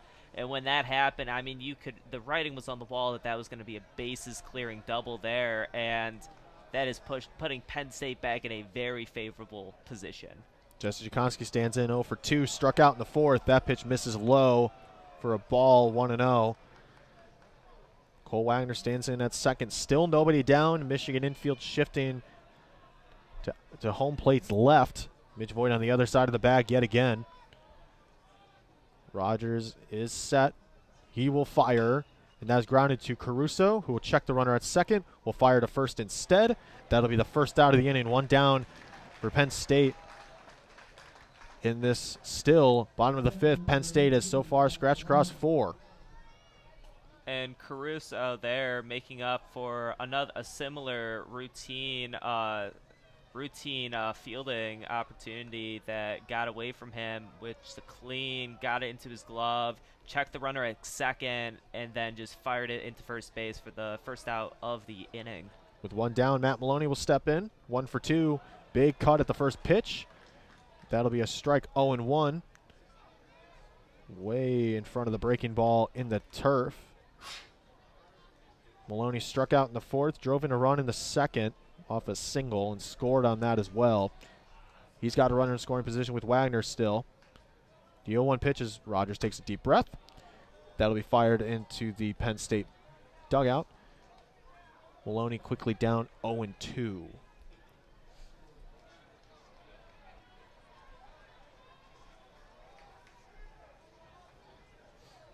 Maloney will step back into the box. The senior catcher will crowd the lefty batter's box.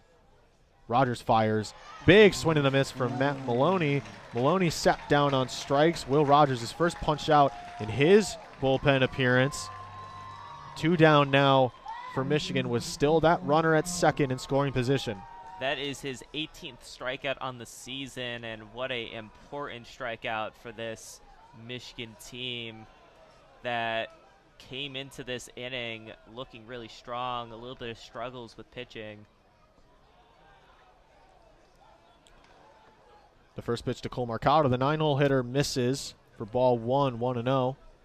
Mitch Voigt moving into shallow right field on the shift. Outfield playing straight out for Michigan. Will Rogers delivers the 1-0, make the count 1-1.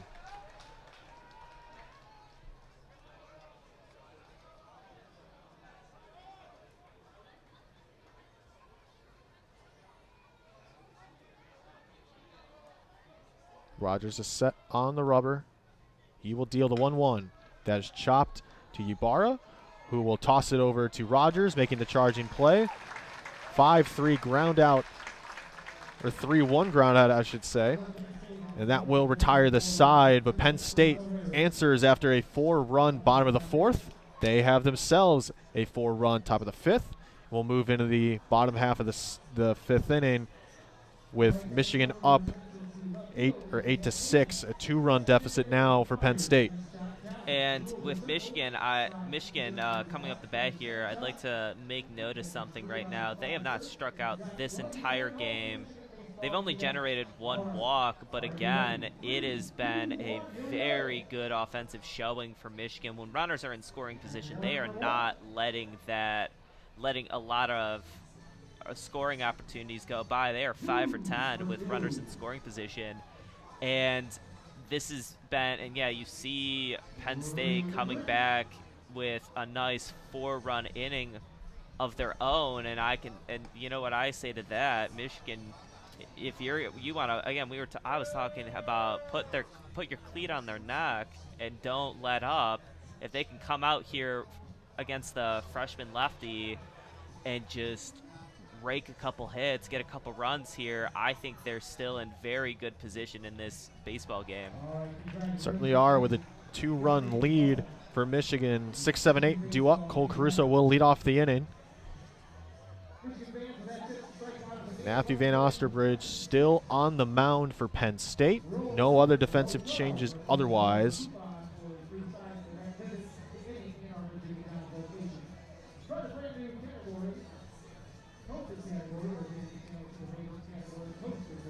Cole Caruso will step in.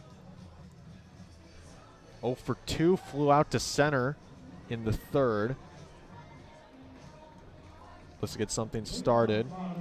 Michigan 2 straight runs of plating. They plated 3 in the bottom of the third, plated 4 in the last inning in the fourth. Looking to continue an offensive streak here.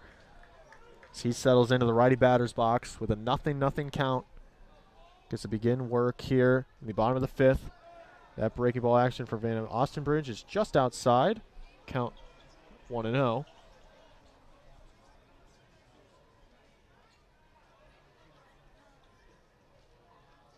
The 1-0 pitch misses inside this time. Make the count 2-0.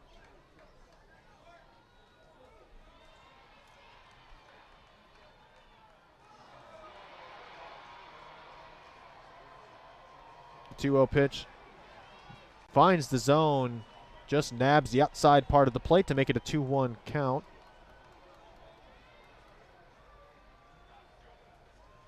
Michigan softball tacks on another home run. Nearly made it into Ray Fisher that time. The 2-1 pitch. Caruso gets a piece of that one. That'll be fouled back, and we'll do it next time at a 2-2. And, yeah, we have heard a lot of cheering from up here in the press box from that softball game. If you haven't checked into that game, that is not a game you'd want to miss. WCBN also on call for that one. Good crew for that one, too. Kendall Spencer and Luke Bealey. The 2-2 pitch, and that is skied into left field. Jesse Jakonski tracking back. He's at the track. He will make the catch. That is a high-flying first out. Good contact from Cole Caruso. Not enough juice on it. Yeah, and that was good tracking by Jakonski out there in left field. Able to get underneath it, and, you know, just not enough power on that Caruso hit, but right now we have Matt Spear up to bat. Let's see what he can do. He generated a ball last time he was up at the plate. Yeah, he scored in the fourth inning off that as well. Matt Spear stands in, the senior catcher, 0 for 1. First pitch, breaking ball, finds the zone for a strike. Make the count 0-1.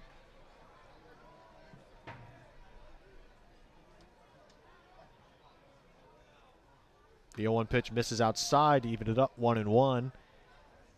Penn State's infield shading a little bit to our right from the press box. His home plate's right. Outfield straight up for Penn State. Van Ostenbridge deals. Breaking action finds the zone to make the count 1-2. And those breaking balls have been the ones that have been have found themselves in the zone. They're just gliding into it. The 1-2 misses just outside. Great break off that breaking ball to run the count even 2-2. One down, nobody on in the bottom of the fifth. Matt Spear at the plate. Matthew Van Ostenbridge on the mound for Penn State. The 2-2. Spear gets a piece of that. That'll be fouled back, and we'll do it again at a 2-2 count. But on that 1-2 count, Matt Spear, he had some really just incredible patience, the 1-2 count, and he did not let that get to him, and he did not fish for that hit. The 2-2 pitch has Spear swinging. That'll be Van Ostenbridge's first punch out of the game. Now 2 down for Michigan with Will Rogers, also the pitcher out of the bullpen so far in this game. He will step in the box. Righty-lefty action right now for this at-bat. Will Rogers, he is 2 for 2 on the day with 2 singles.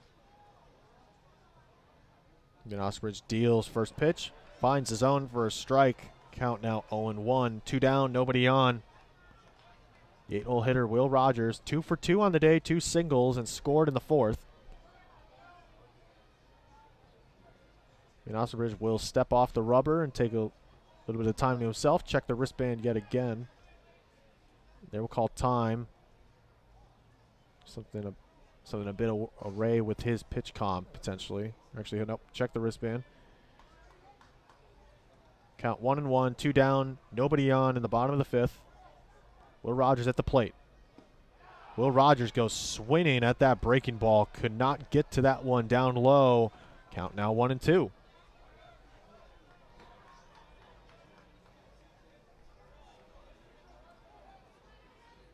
The 1-2 is swung on by Rogers, fielded cleanly by Molinaro, who fired across the diamond to first, and that'll retire the side. And Michigan cannot come up with an answer after Penn State's 4-run top of the 5th.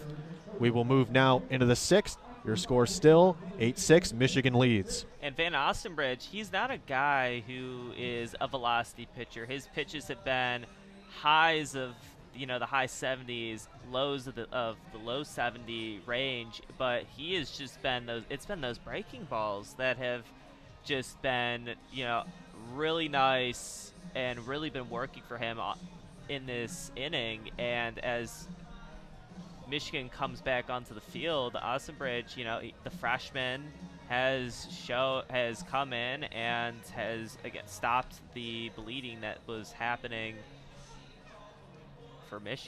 for Penn State there.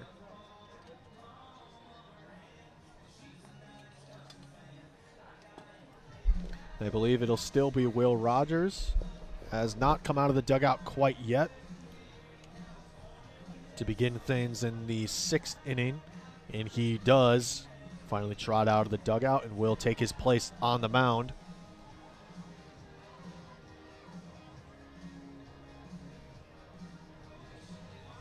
No defensive changes all around for Michigan so far.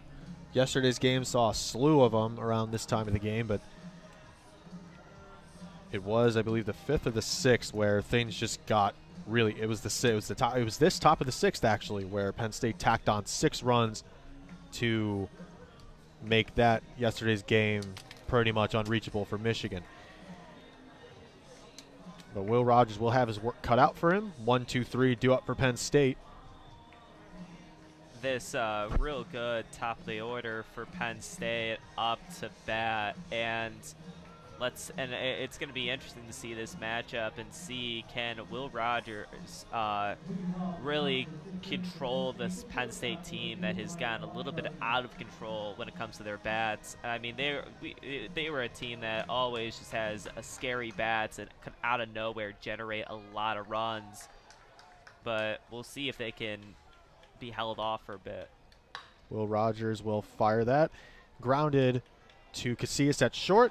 He'll make the play in time to get the leadoff hitter and Weingartner out, and that is a big first out with 1-2-3 due up. Paxton Kling next up for Penn State. And Weingartner, he was one of those guys that is just it's very scary when he gets on base. I mean, he's leading the Big Ten in steals, and he's 0 for 3 today. They have at least done one. If there's one thing that has been important in this game, is limiting his appearances on base, and that's been done. Kling will show bunt, pulls back in time as that pitch is outside. We're on the count now 1-0. 1 down, nobody on in the top of the 6th for Penn State.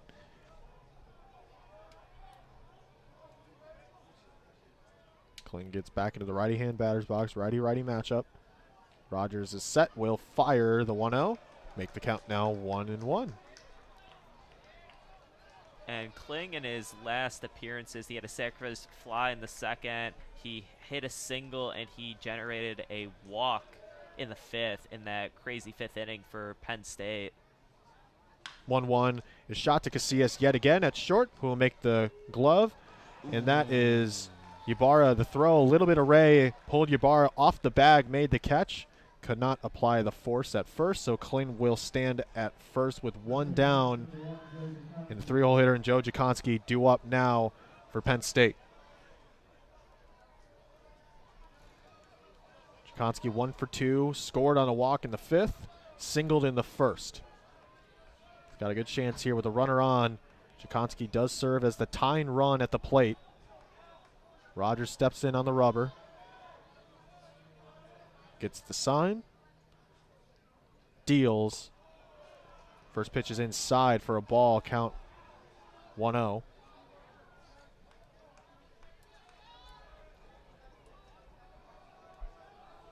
The senior second baseman gets back in the lefty batter's box. Righty-lefty matchup here. Rogers deals. Jakonski way out in front of that one. Had him completely fooled to run the count even, 1-1. Yeah, he was expecting a lot of gas on that ball, and he ended up getting a breaking ball that threw him off there. Something I'd like to add, though, is that Kling is also 7 for 8 when it comes to stolen base attempts, so he's scary in that regard, too. 1-1 misses inside to run the count 2-1. I thought that nabbed part of the plate, but according to Steve Mattingly, the home plate umpire, no dice for Will Rogers. Count now 2-1. One down, one on for Penn State in the top of the sixth. Rogers is set on the rubber now. He will fire it over to first to check Kling. He is called safe and will do it again at a 2-1 count. One down, one on for Penn State in the top of the sixth.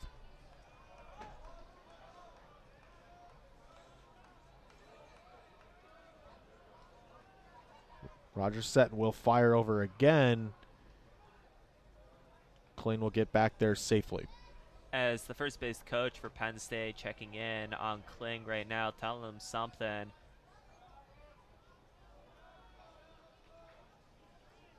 Rogers gets the sign and checks the wristband as Jakonski waits at the plate. Rogers steps onto the rubber, will deal to the plate. Breaking ball misses. There's a little bit of a slight conversation between Mike Gambino and home plate umpire Steve Mattingly, probably over the pitch clock. They're chirping a little bit as time is called. The chirping match is over now. We'll get back underway. 3-1 count. One down, one on for Penn State in the top of the sixth. Rogers is set, and he will fire. That is skied in the foul territory down the third base line, out of play. And we'll do it next time at a full count. 3-2, one down, one out. Or one on, I should say.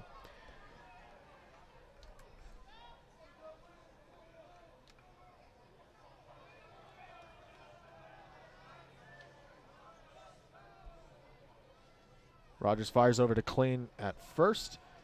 He will be called safe. Safe again off of, right now, 3 pickoff attempts. They are really trying to make Penn State afraid of a pickoff attempt here. The 3-2 pitch is on its way. He will punch out Jakonski. Kling will dart for second. He is pulled off the base. Spear will catch Kling stealing. That is a double play, and that will retire the side. A rather exciting way to end the inning. And that's what you needed out of Matt Spear today, because, again, the threat of Penn State's speed, they are a team that wants to steal the ball, and you saw a lot of pickoff attempts there to, you know, just make them known, like, hey, we are ready for you to try and steal second base. And then they try and do it again, and Matt Spear just lasers that ball in and catches them stealing. That's what you wanted to see going into this, and that is what you just saw. Great play by Matt Spear there. Yep. And what a double play. Yeah, Matt Spear last season for San Jose State, where he spent 4 years there. Caught 15 runners stealing last season, so he brings that defensive presence behind the plate for Michigan, and it comes up in a big spot. And credit to Will Rogers as well for punching out Jakonski as well to set up and make that double play possible on the full count. As we got the pony hop race going on the very wet turf again. What is it with racing today? They are trying to race in a sea of slushy ground here. I don't know. I guess you gotta race through any sort of storm here, but I don't know about that. We will see a pitching change for Penn State. Anthony Steele, the southpaw senior from Connecticut, will step in place of Matthew Van Ostenbridge. There's a 2.81 ERA, 16 innings pitched, 21 strikeouts. It's a sound bullpen presence. I actually did see Michigan twice in the Big Ten tournament last season, allowed 3 earned runs total there. He will face 9-1-2 due up for Michigan. Last season, at 26 appearances, 34 1/3 innings pitched, 32 strikeouts, and a batting average against of .220. He will face Jonathan Kim, the 9-hole hitter, to begin the bottom of the 6th. Kim in the 4th, he had a single that ended up generating a run for Michigan there. One of the many runs in that 4th inning. A dominant 4th inning coming off of a dominant 3rd inning for Michigan bats. Let's see if he can continue that action today. You will see indeed as the top of the 7th is now underway off the hands of Anthony Steele. And that will miss for a ball, make it 1-0. You make that 0-1. Kim fouls that one back straight towards the press box, luckily caught by the net. Kim quickly down 0-2. Anthony Steele against the leadoff hitter is batters against Anthony Steele who are leadoff hitters are batting .400 against him. Keep that in mind. The 0-2 way outside to make it a 1-2 count. Nobody out, nobody on as we begin the bottom of the 6th. Michigan up 8-6. 2-run deficit for Penn State. Penn State's infield shading a bit to the right. Joe Jakonski in shallow right. Big hack from Jonathan Kim. Cannot get upstairs in time. And Anthony Steele's first batter faced, he will punch Jonathan Kim out. That's 1 down for Penn State. That's a great start to your appearance out of the bullpen. He is now at 22 strikeouts on the season. And what a time to get that 22nd. Benny Casillas will get on for the 4th time. He will let go of the bat on the first pitch into the Michigan dugout. Everybody ducks out of the way. Did not get a solid hold of that one. That could have. Yeah, that could have hurt. been. Yeah, that's pretty dangerous. He'll put some pine tar on there as it slipped out of his hands. Again, a wet day here in Ann Arbor. He's digging that in real good. He doesn't want to have that happen for a second time, and I hope that doesn't happen for a second time. Mitch Voigt had to duck out of the way. That didn't, as far as I can see, didn't hit anybody in the Michigan dugout.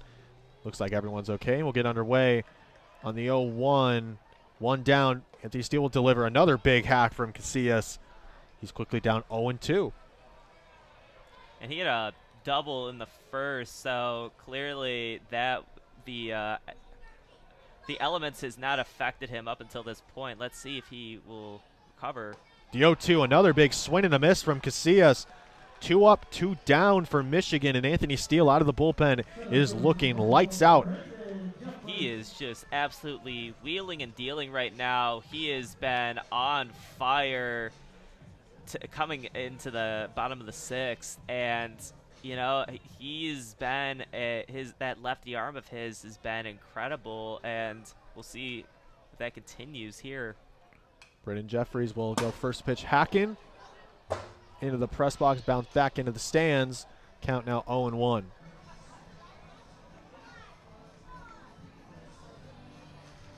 Steele will get back on the rubber, stands on the left side, settles in, will fire, and that misses outside to even it up 1-1. Batters against him with 2 outs are only batting .174.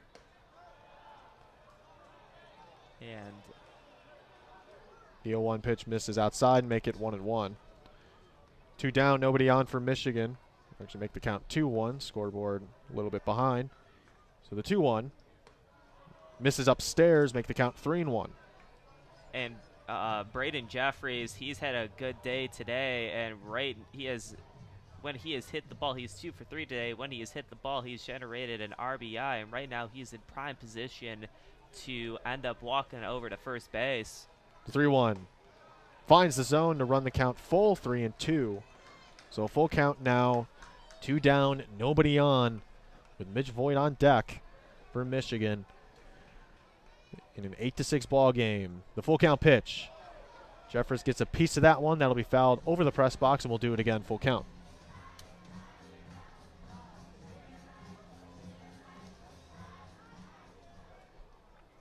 Jeffers settles quickly back in. 2 for 3 on the day, singled and drove in a run in the 4th.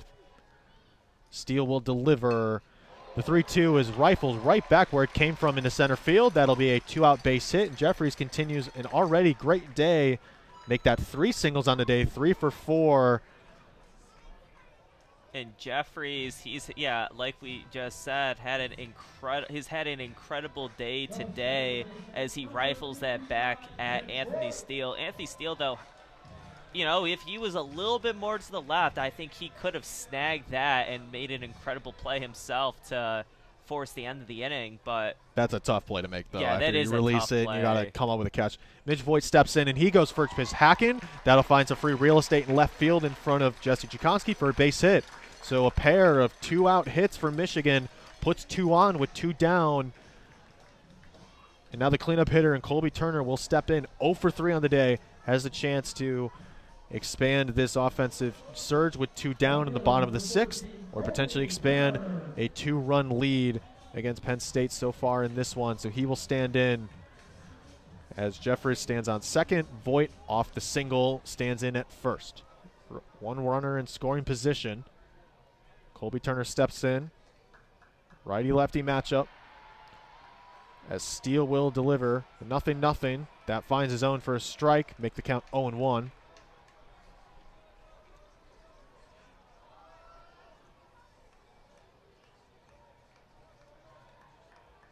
Steele settles in on the mound.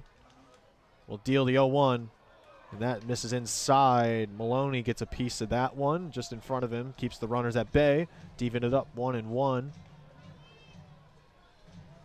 As there was a more noise coming from the Michigan softball game going on, they're deep into their game as well. That's an in-state rivalry over there. Oh, yeah. Pretty good contingents at both games on a rainy day. I'll give credit to the Michigan contingent. Turner will foul that along the backstop netting, and will do it at a 1-2 count. As he kind of trots around the batter's box here, he is 0 for 3 on the day, but he did create a run in his appearance in the 4th. 1-2 count. He is trying to battle. There is a runner on second that could get home with one well-timed hit. The 1-2 misses way outside. Maloney had to dive to his right to get to that one. Likely would have prevented both runners from advancing into scoring position, so good play at the backstop. Count now even 2-2 as Steele checks the wristband as he stands to the right of the rubber. Now stands in on the left side of the rubber. Settles in. Will deal to Turner. Big swing and a miss from Colby Turner. Anthony Steele punches out 3 out of the bullpen. And Michigan scratched across 2 hits, strands those 2. And still, as we move into the top of the 7th, your score 8-6 Michigan. And Steele, I mean, as soon as he came in, he has just been on fire out of the bullpen. He's had an incredible night, kind of deep into the middle of the innings, deep in the middle of the game, and we gotta talk about the Maloney play. He had a real nice stretch to save what could have been a wild pitch that led to runners advancing. And I mean, I think he's a left-handed glove guy. It was left to right there, and he made the play. I mean, that's great catching from him. Yeah, it sucks that pitch was a little wild there, but it could have been a disaster, and he prevented a disaster there for Penn State. He did indeed. Will Rogers will trot out of the mound again and keep you updated on the Michigan softball score. If you're not already tuned in, Michigan State just tied it up with a 2-run home run in the top of the 7th. And this is the rubber match. This would decide the series win, and this would be huge for Michigan State, as Michigan, the more superior, talented team. A lot to be excited about that program following a Big Ten tournament win. Don't want to fall in this game. I believe that's Aaron Hain in the circle, if I can see that far. Nonetheless, we'll get back underway. Will Rogers settles in on the mound. He will face 4-5-6 for Penn State, the heart of this Nittany Lion order. And we'll get underway. Again, your score 8-6. Penn State down 2 with 3 innings of ball to go. Rogers deals first pitch to start the top of the 7th. Misses low and away for a ball and make the count 1-0. And, this has been a game for Penn State where the bats, they haven't been the most electric. They're only batting 5 for 23, but they're still in this game despite that. Next pitch misses. Make the count 2-0. Good hitters count for Molinaro. 0 for 2. Scored on a walk in the 5th, struck out in the 3rd.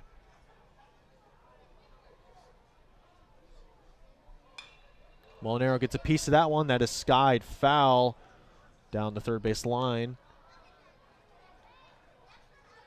So next time we'll do it at a 2-1 count.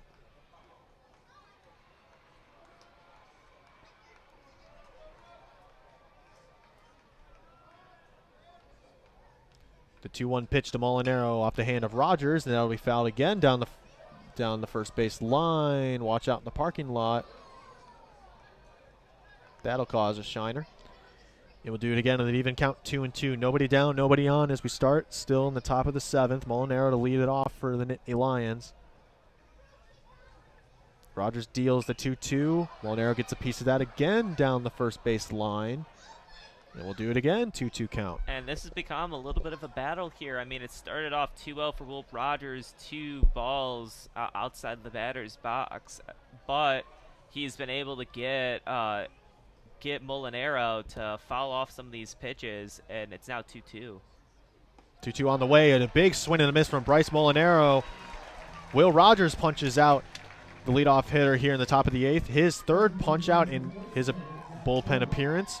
And that's a big out number 1 to start things in the top of the 7th. And that's Molinaro's 2nd strikeout on the day. And Will Rogers, right now, he came in to clean up, and he is cleaned up indeed in the top of the 6th and now the top of the 7th. Jack Porter stands in, watches the first pitch fly outside for a ball, 1-0. 1 down, nobody on. Jack Porter 1 for 3, singled and drove in a run and scored as well in the 5th. Rogers gets a piece off the middle of the bat. That'll be fouled down the first base line. Count now even, 1-1. A lot of foul balls into the parking lot down the first base line.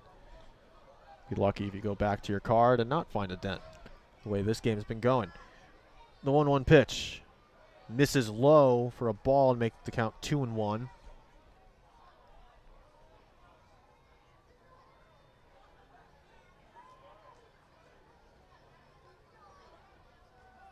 Rogers settles in on the left side of the rubber. He is set, deals the 2-1. Porter gets out of the way of that one as that pitch was way inside. We're on the count 3-1. Yeah, I had to make a little bit of a dodge there, but he did. And 3-1 count now for Jack Porter. And what has been very successful for Penn State has just been generating walks, and he's looking to do that again for the 7th. The 3-1 misses outside, ball 4. So after Will Rogers begins the inning with a strikeout, Porter will take a free pass, go to first. So with 1 out, there's a runner on for Penn State. Now the tying run will come to the plate in Cole Wagner. Drove in 3 RBI, a bases clearing, I should say, double in the 5th. So 1 for 3, 1 for 2, I should say, walked in the 2nd. So he'll stand in a big spot with the tying run now at the plate for Penn State. And we're seeing again for Michigan, yeah, the pitching overall has looked pretty good, but again, these walk opportunities have been costing them. Wagner takes a big cut at that one. That'll find some grass in right field. Ybarra diving to his right, cannot catch up to that.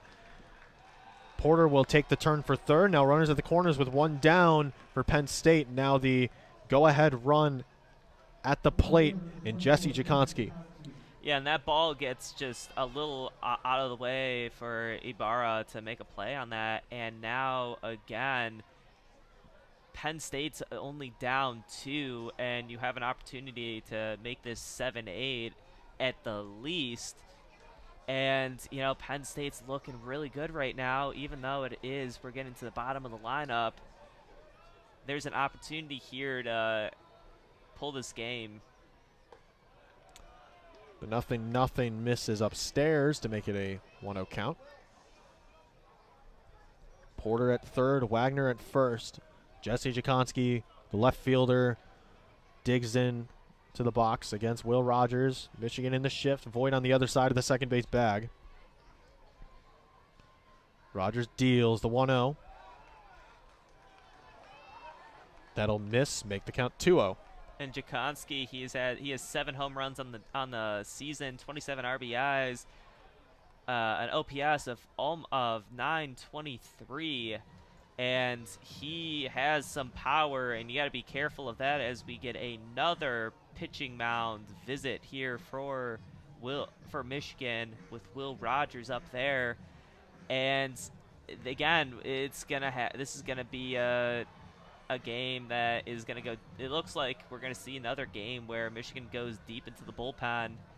Hopefully not, you know, but it is, again, I do have to emphasize again that obviously Penn State batting .240 and generating walks really well. That's kept them in there. I remember reading a piece by the Michigan Daily after the shocking Eastern Michigan game about how, again, Michigan has had some issues with walks, had some issues with passed balls or wild pitches that have allowed just some extra opportunities for teams, and we're kind of seeing that right now.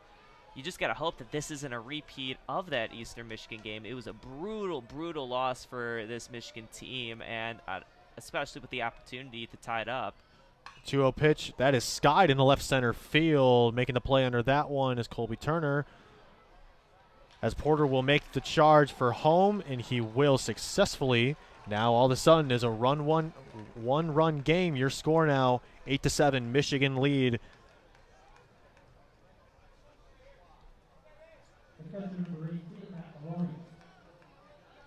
Matt Maloney steps in with a runner on first now. Wagner still stands there. Maloney 1 for 3. Singled in the second, followed by a pair of strikeouts. Rogers will check the runner, and Wagner at first. He is called safe, though, nonetheless. And Wagner is scary when he is on base. He has 9 steals to his name on 10 attempts. And again, that's the scary nature of this Penn State team. They just have a lot of guys who can steal bases. 0-0 is inside for a ball. Make the count 1-0.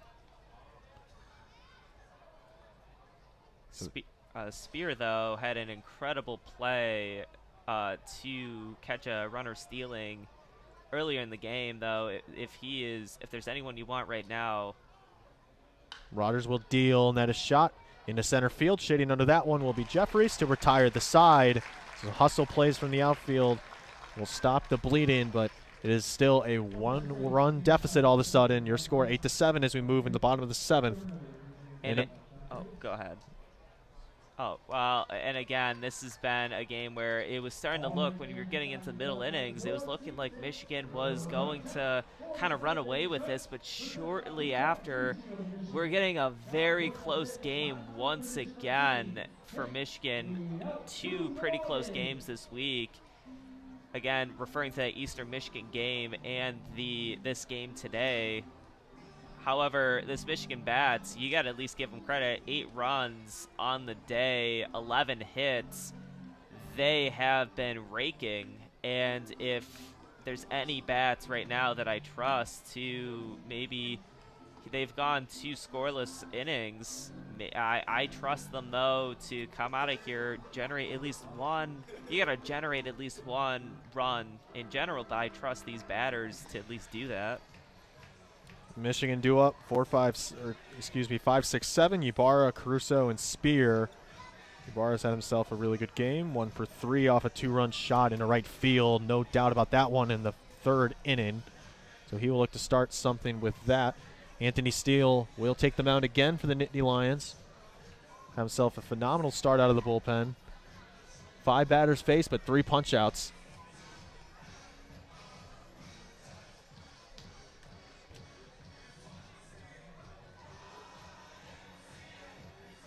We get the YMCA going on right now inside Ray Fisher Stadium. Fans, young and old, participating, having a good old time as this close Michigan game. A little bit of relaxer during this tense game. You just need that.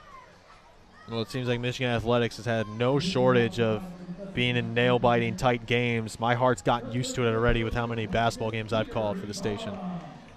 Regardless, we'll get underway in the bottom of the 7th. Junior Ybarra will stand in, the senior first baseman. Again, homered in the 3rd, drove in 2. Anthony Steele settles in. Will fire. First pitch outside for a ball, make the count 1-0.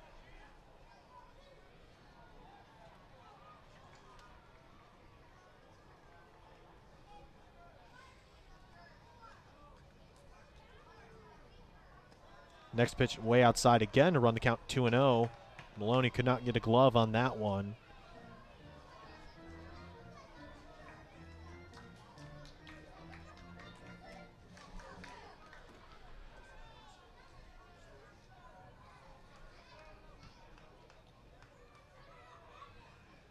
Ooh. And that next pitch nails Ybarra.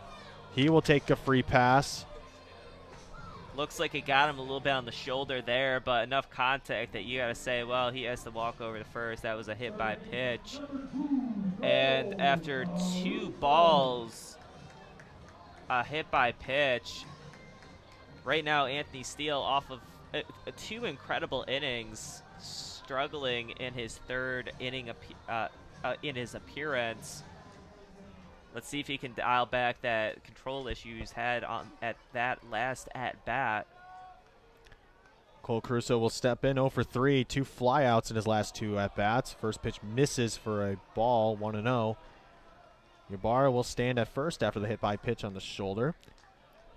So a leadoff base runner on for Michigan in an attempt to expand their lead. 1 run so far. Next pitch to Caruso finds the zone to even it up 1-1.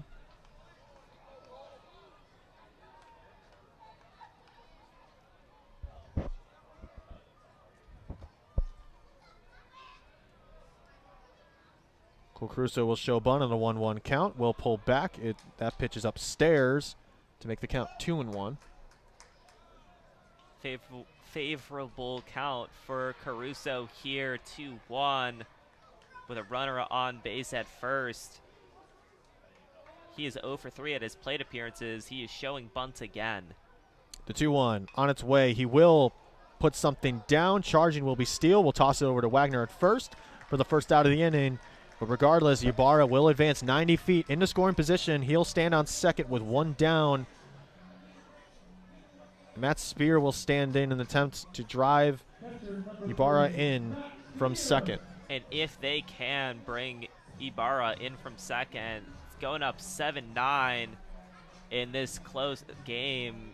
that's important right now, at least to try and not let any runners, get stranded going into the bottom of the eighth, top of the eighth. The 0-0 pitch finds the zone for a strike to Spear. 0 for 2, walked in the fourth, struck out in the fifth. He'll step back into the lefty batter's box. Lefty-lefty matchup. Steele delivers outside to even it up, 1-1.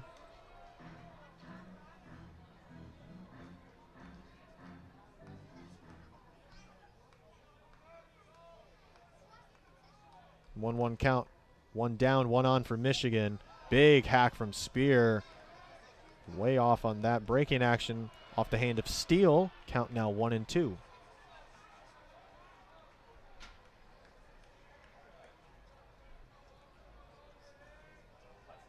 The 1-2. Big swing and a miss from Spear. Maloney dropped that one. He'll fire it over to first just in case. Off the drop strike. And that'll be 2 down with still that runner in Ybarra on second with Will Rogers now standing in. Will Rogers, he is 2 for 3 on the day with 2 singles coming in that second and fourth inning appearance of his. He's been having a pretty good day himself, both on the mound and at the batter's box. And right now, he only has 3 RBIs on the season. He's looking to get his 4th, and a very important 4th. Right now, though, he has been very poor when runners are in scoring position. He'll go first pitch hacking. That's flied out to right. Standing under that one will be Cole Mercado at the warning track. And that'll retire the side, so Michigan will strand a runner in scoring position. And Jeter Ybarra, we will now move into the top of the 8th. Your score still a run one ball game. Will make it 8-7. And that was a brutal run to leave stranded at second base.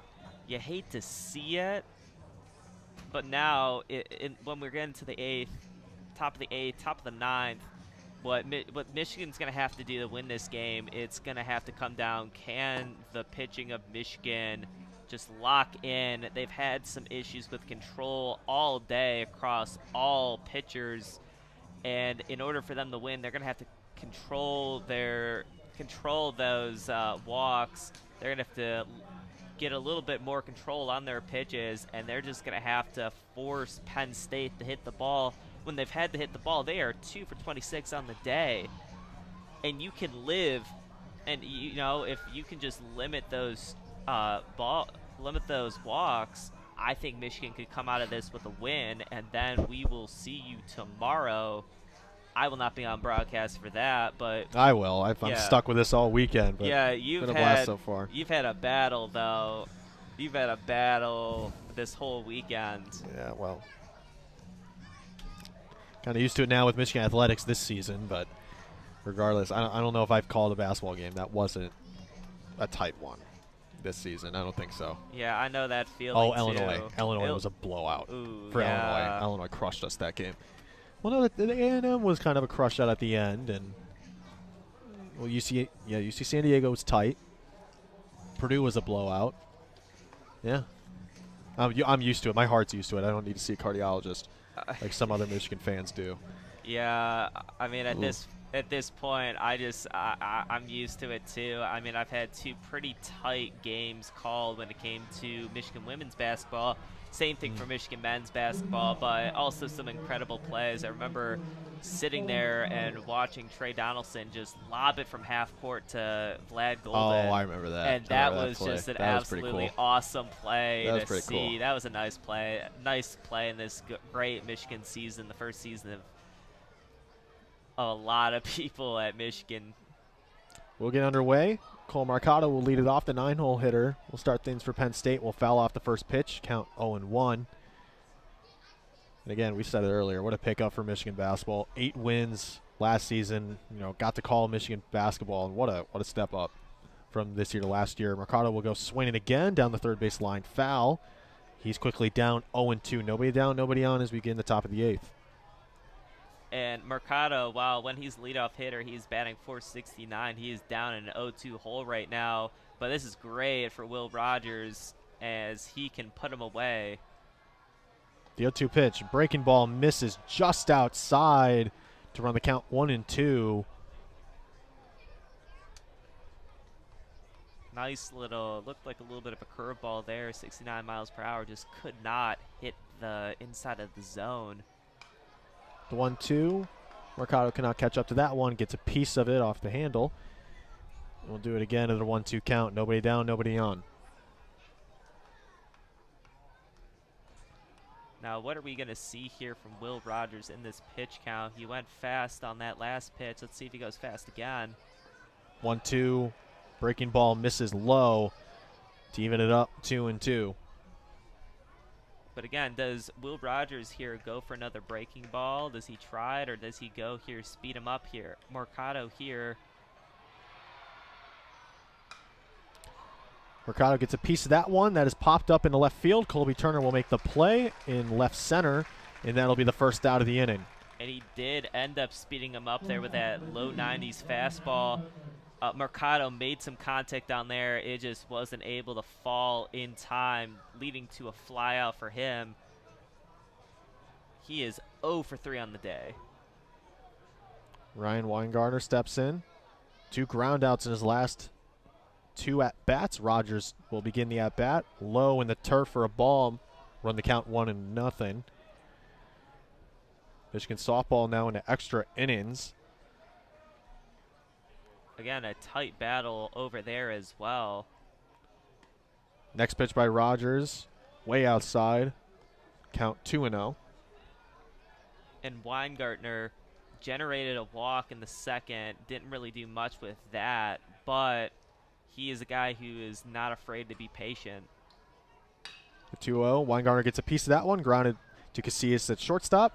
We'll make the play over to first and Ybarra, and that'll be the second out of the inning. 2 down for Will Rogers here in the top of the 8th. And again, some quick action there. The first 2 batters you face, you put them away. And if he can do that again with Paxton Kling here, who is 1 for 2 on the day with a single and a ball and a walk, if he can put him away here, that brings us to the bottom of the 8th, and that's really good for Michigan. Paxton Kling will start things. Pitch in the turf for a ball. Run the count 1-0. I believe Michigan softball just walked it off, and they secured the series win with that. That's a big win for them. Correct. So yeah, congratulations to them. I mean, they had an incredible game 1, a very tight game 2, but they come out of it with a win and a series win against Michigan State. The 1-0 with 2 down. Big cut from Kling. Got a piece of that one. Foul, but it'll still be a 1-1 count. But he was swinging hard on that one, just a little, hitting it a little bit too far on the top of the bat there, fouling it back. Where Rogers checks the wristband, will settle into the rubber. His plant foot on the middle will deal the 1-1. Breaking ball finds his own for a strike. Will Rogers up 1-2, 2 down here. Nobody on for Penn State. As Paxton Kling in the way, 1 for 2 on the day. And 2 balls low there. I'm wondering if he's going to go high on this one. The 1-2. Breaking ball misses just outside to run the count even 2-2. Still in a very good position is Will Rogers, though. He, with one very well-placed pitch, could send this inning over, and he does. Big swing and a miss off the breaking ball by Will Rogers. His 4th punch out of the bullpen in this game. Retires the side. 3 up, 3 down as we move into the bottom of the 8th. Your score still 8-7. Run 1 deficit for Penn State, I should say. The big inning for Michigan to try to expand the lead, but Anthony Steele, who has looked really good out of the Penn State bullpen, is in the way for Michigan. Due up next, 9-1-2.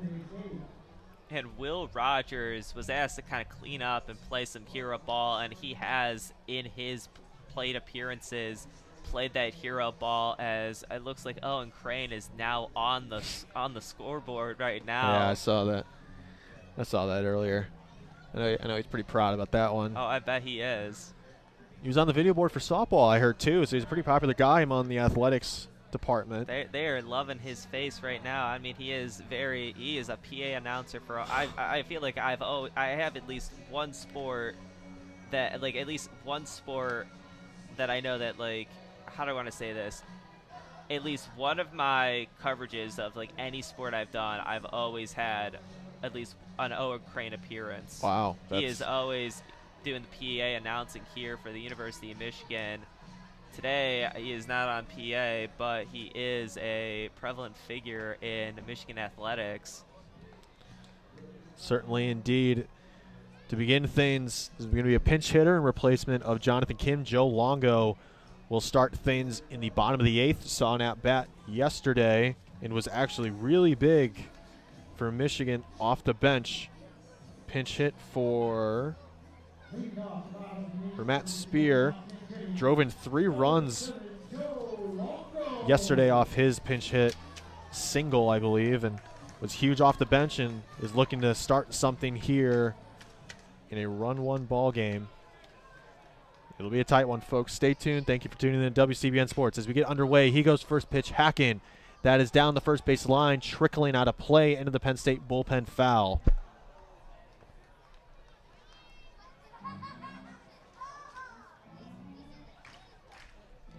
Longo will trot back to home plate. We'll settle back into the righty batter's box. We'll do it again, this time in the 0-1 count. Nobody down, nobody on for Michigan.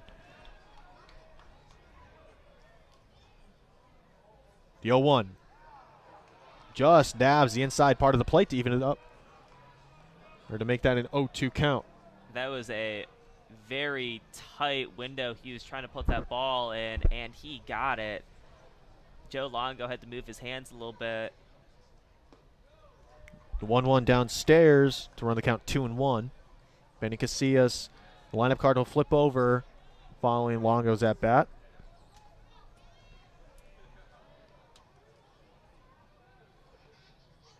The 1-2, Longo gets a piece of that one. That got a part of Matt Maloney's right hand, so he's going to shake that one off. Take a little bit of trying to walk that one off. We'll do it again at a 1-2 count. Nobody on, nobody down for Michigan.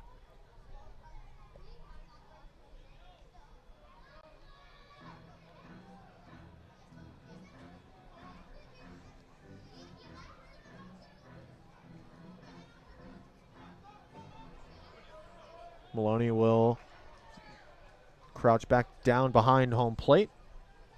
Longo will settle back in, crowding the plate a little bit from the righty batter's box. Steele will deliver, and that is shot to Weingartner at short, who will make the play off the line drive, and that'll be one down for Michigan. Just some really great hand-eye coordination, great track on that ball to send Joe Longo back to the dugout as Casillas is up to bat, who, again, he's had a pretty decent game with being 1 for 2, got hit by a pitch, but he also has a double to his name. He struck out in his last appearance in the 6th. First pitch finds his own for a strike off the hand of Anthony Steele. Count 0-1, 1 down for Michigan. 95-mile-an-hour fastball off the hand of Steele. The 0-1, big swing and a miss. Steele goes for the breaking ball, pulls the string on Casillas. He's quickly down 0-2. Not the best place to be right now. Anthony Steele, again, has been dealing all game. The 0-2 in the turf gets a little bit of home plate umpire Steve Mattingly's left leg. He begins to walk that one off. Count now 1-2.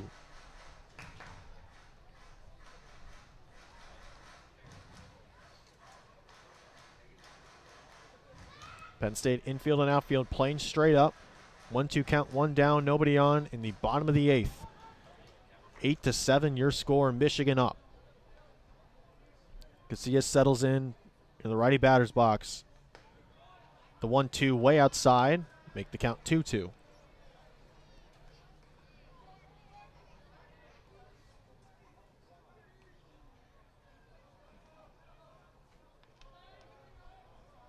Steele settles in on the left side of the rubber, deals another outside pitch to run the count full, 3-2. He was down 0-2 and has quickly battled back. And right now, full count. Casillas could generate a walk here. The full count pitch. Casillas gets a piece of that one off the end of the bat, and we'll do it again at a 3-2 count. Looked a little outside there, but still made contact with the ball, at least fouling it back.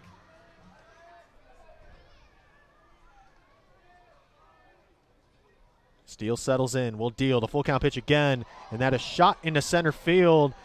Klein will have to shade a few steps to his left to shade and catch that one. 2 down for Michigan. Still, though, swinging on that 3-2 count, ends up sending it to center field. Yeah, it didn't have the power to get to the wall or even get out of the field to play, but still a good battle there for sure. You got to be happy at least with a battle. Braden Jeffries stands in 3 for 4, 3 singles. The freshman center fielder has put himself a phenomenal game at the plate. First pitch way outside. Maloney couldn't get a glove on that one. That'll go to the backstop. Count 1-0. Anthony Steele with 2 outs. Batters are against him are batting .174. I believe I've said that before. I'll say it again. Jeffries will rifle that into right field over Joe Jakonski's glove, and that'll be Jeffries' 4th single on the day. Make it 4 for 5. Have a day, Braden Jeffries, and he has been phenomenal, and Mitch Voigt will follow up. You might have to adjust that statistic I just gave out before that pitch, but again, the freshman showing out 4 for 5 on the day. That is a phenomenal impression you're leaving as a freshman batter. As looks like we're gonna get a bit of a mound visit here. Yep.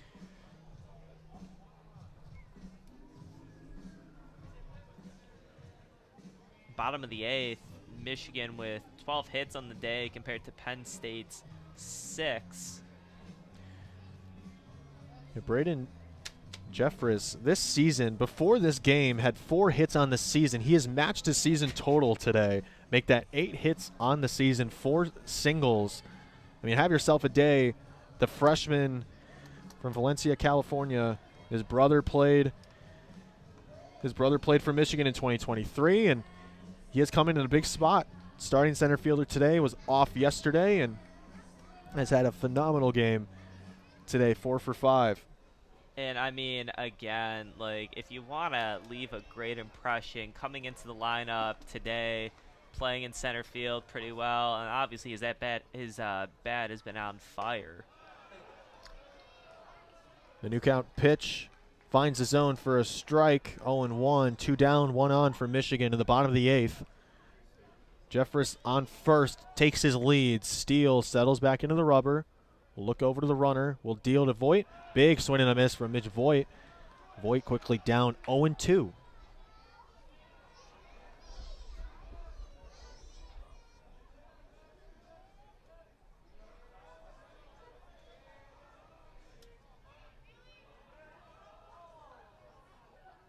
The 0-2 misses outside.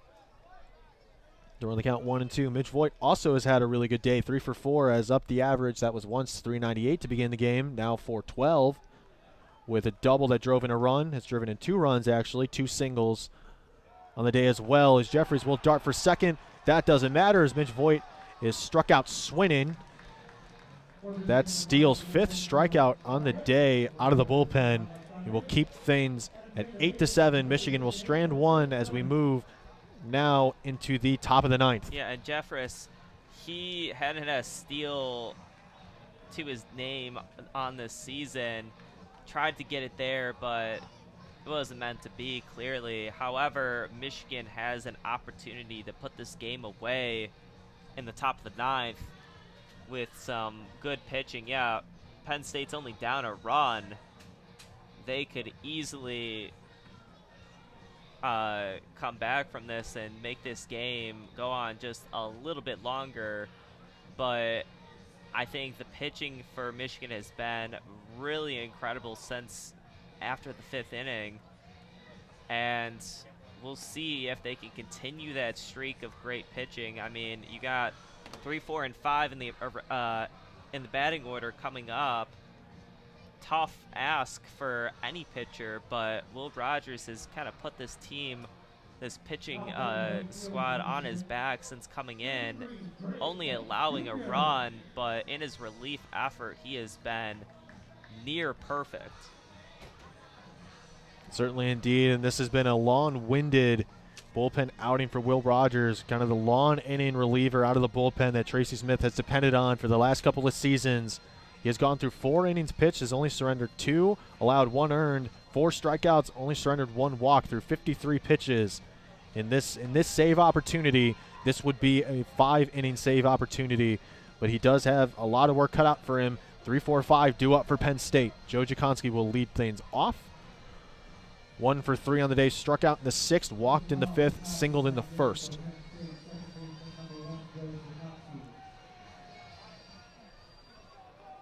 As Penn State looks to claw back a 8-7 deficit. Rogers will deal to begin the top of the 9th. Jakonski goes first pitch swinging. That is way out of play down the third base line, foul.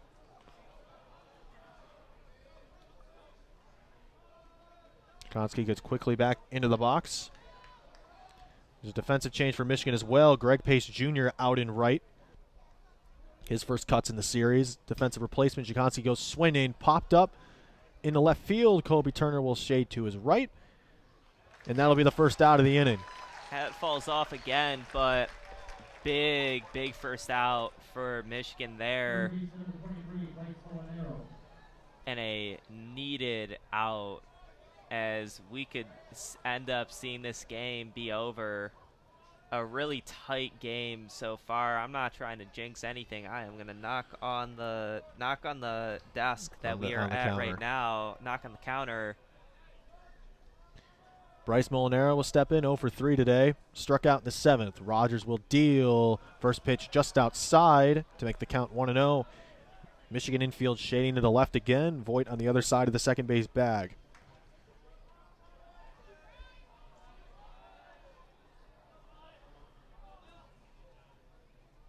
Rogers will deal the 0-1. That is grounded down the line, foul. Crusoe gets a glove on that one, but it won't matter as that trickled into foul territory. Still active hands, was ready to make the play. And right now, 1-1 count. Rogers will ask for a new ball. Settle back into the rubber. Is set. Will fire to Molinaro on a 1-1 count. That pitch finds the zone to run the count 1-2. Nice inside ball there. Caught the inside of the zone. Really nice placement there. The 1-2 pitch on its way. Misses outside. Molinaro thought about swinging, cut back just in time. We'll do it again in an even count, 2-2. And that was a good job at catching himself from swinging, because if he did, Penn State would then have 2 runners out. The 2-2 pitch. Molinaro goes swinging. That'll go foul down the third base line, and we'll do it again.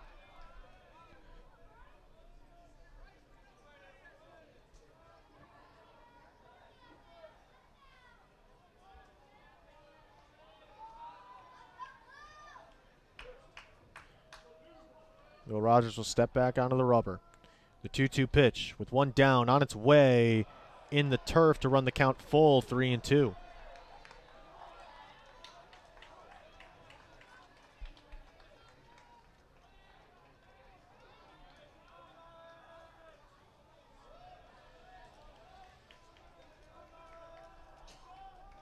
The 3-2 pitch on its way. Molinaro gets a piece of that one, and that'll be foul down the third base line again. Good fight from Bryce Molinaro to keep things alive and to give Penn State a chance to get back into this one. Nonetheless, he'll step back into the righty batter's box, down 1 in a full count against Will Rogers. 3-2. And that is struck well, fielded by Voigt, who fired over to first for the second out of the inning. Michigan now 1 out away from a victory here to tie the series up. Great play by Voigt. Got to the ball, threw it just right in Ibarra's range. And then now we have 2 outs in the inning. A possible game-ending out up to bat right now with Jack Porter, the designated hitter. 1 for 3. Walked in the 7th. First pitch. Porter gets a piece of that one in the Michigan dugout. So he's down 0-1. Sirens playing, getting this Michigan crowd into it. They are being asked to get loud and get proud. The 0-1. Breaking ball upstairs to run the count even, 1-1.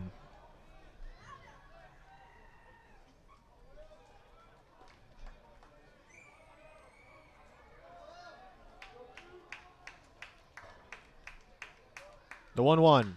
That is struck well by Porter, and that'll just trickle foul.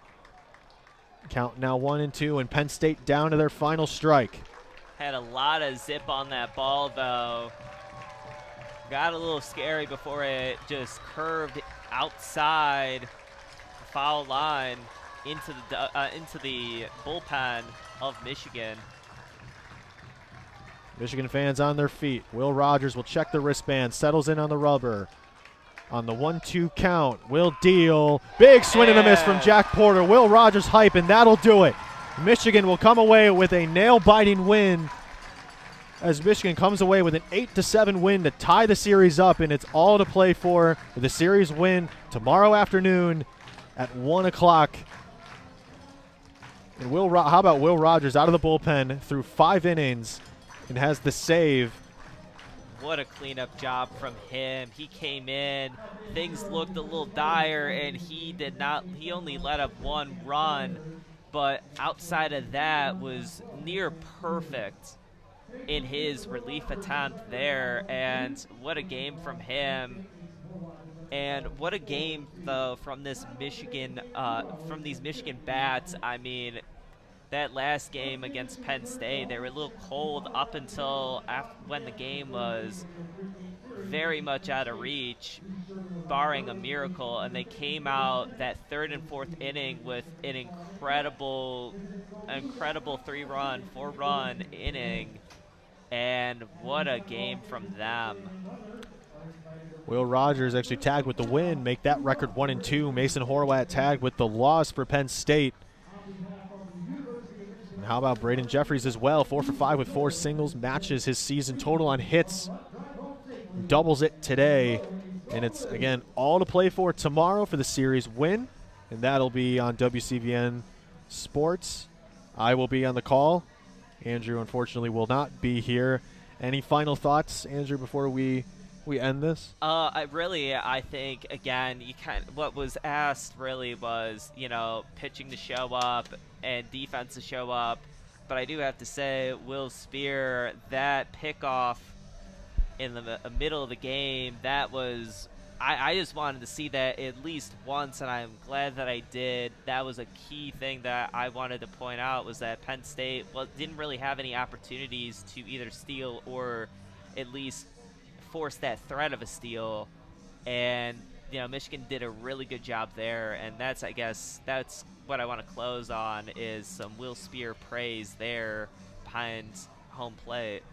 Certainly indeed, and that'll just about do it. Again, your final score, 8-7 final. It's all to play for tomorrow. I'll be on the call for WCBN Sports as Michigan and Penn State will vie for the series win. And for for Andrew Pipta, I'm TJ Fossmeyer, and we'll end as we always do with a good afternoon and to go blue.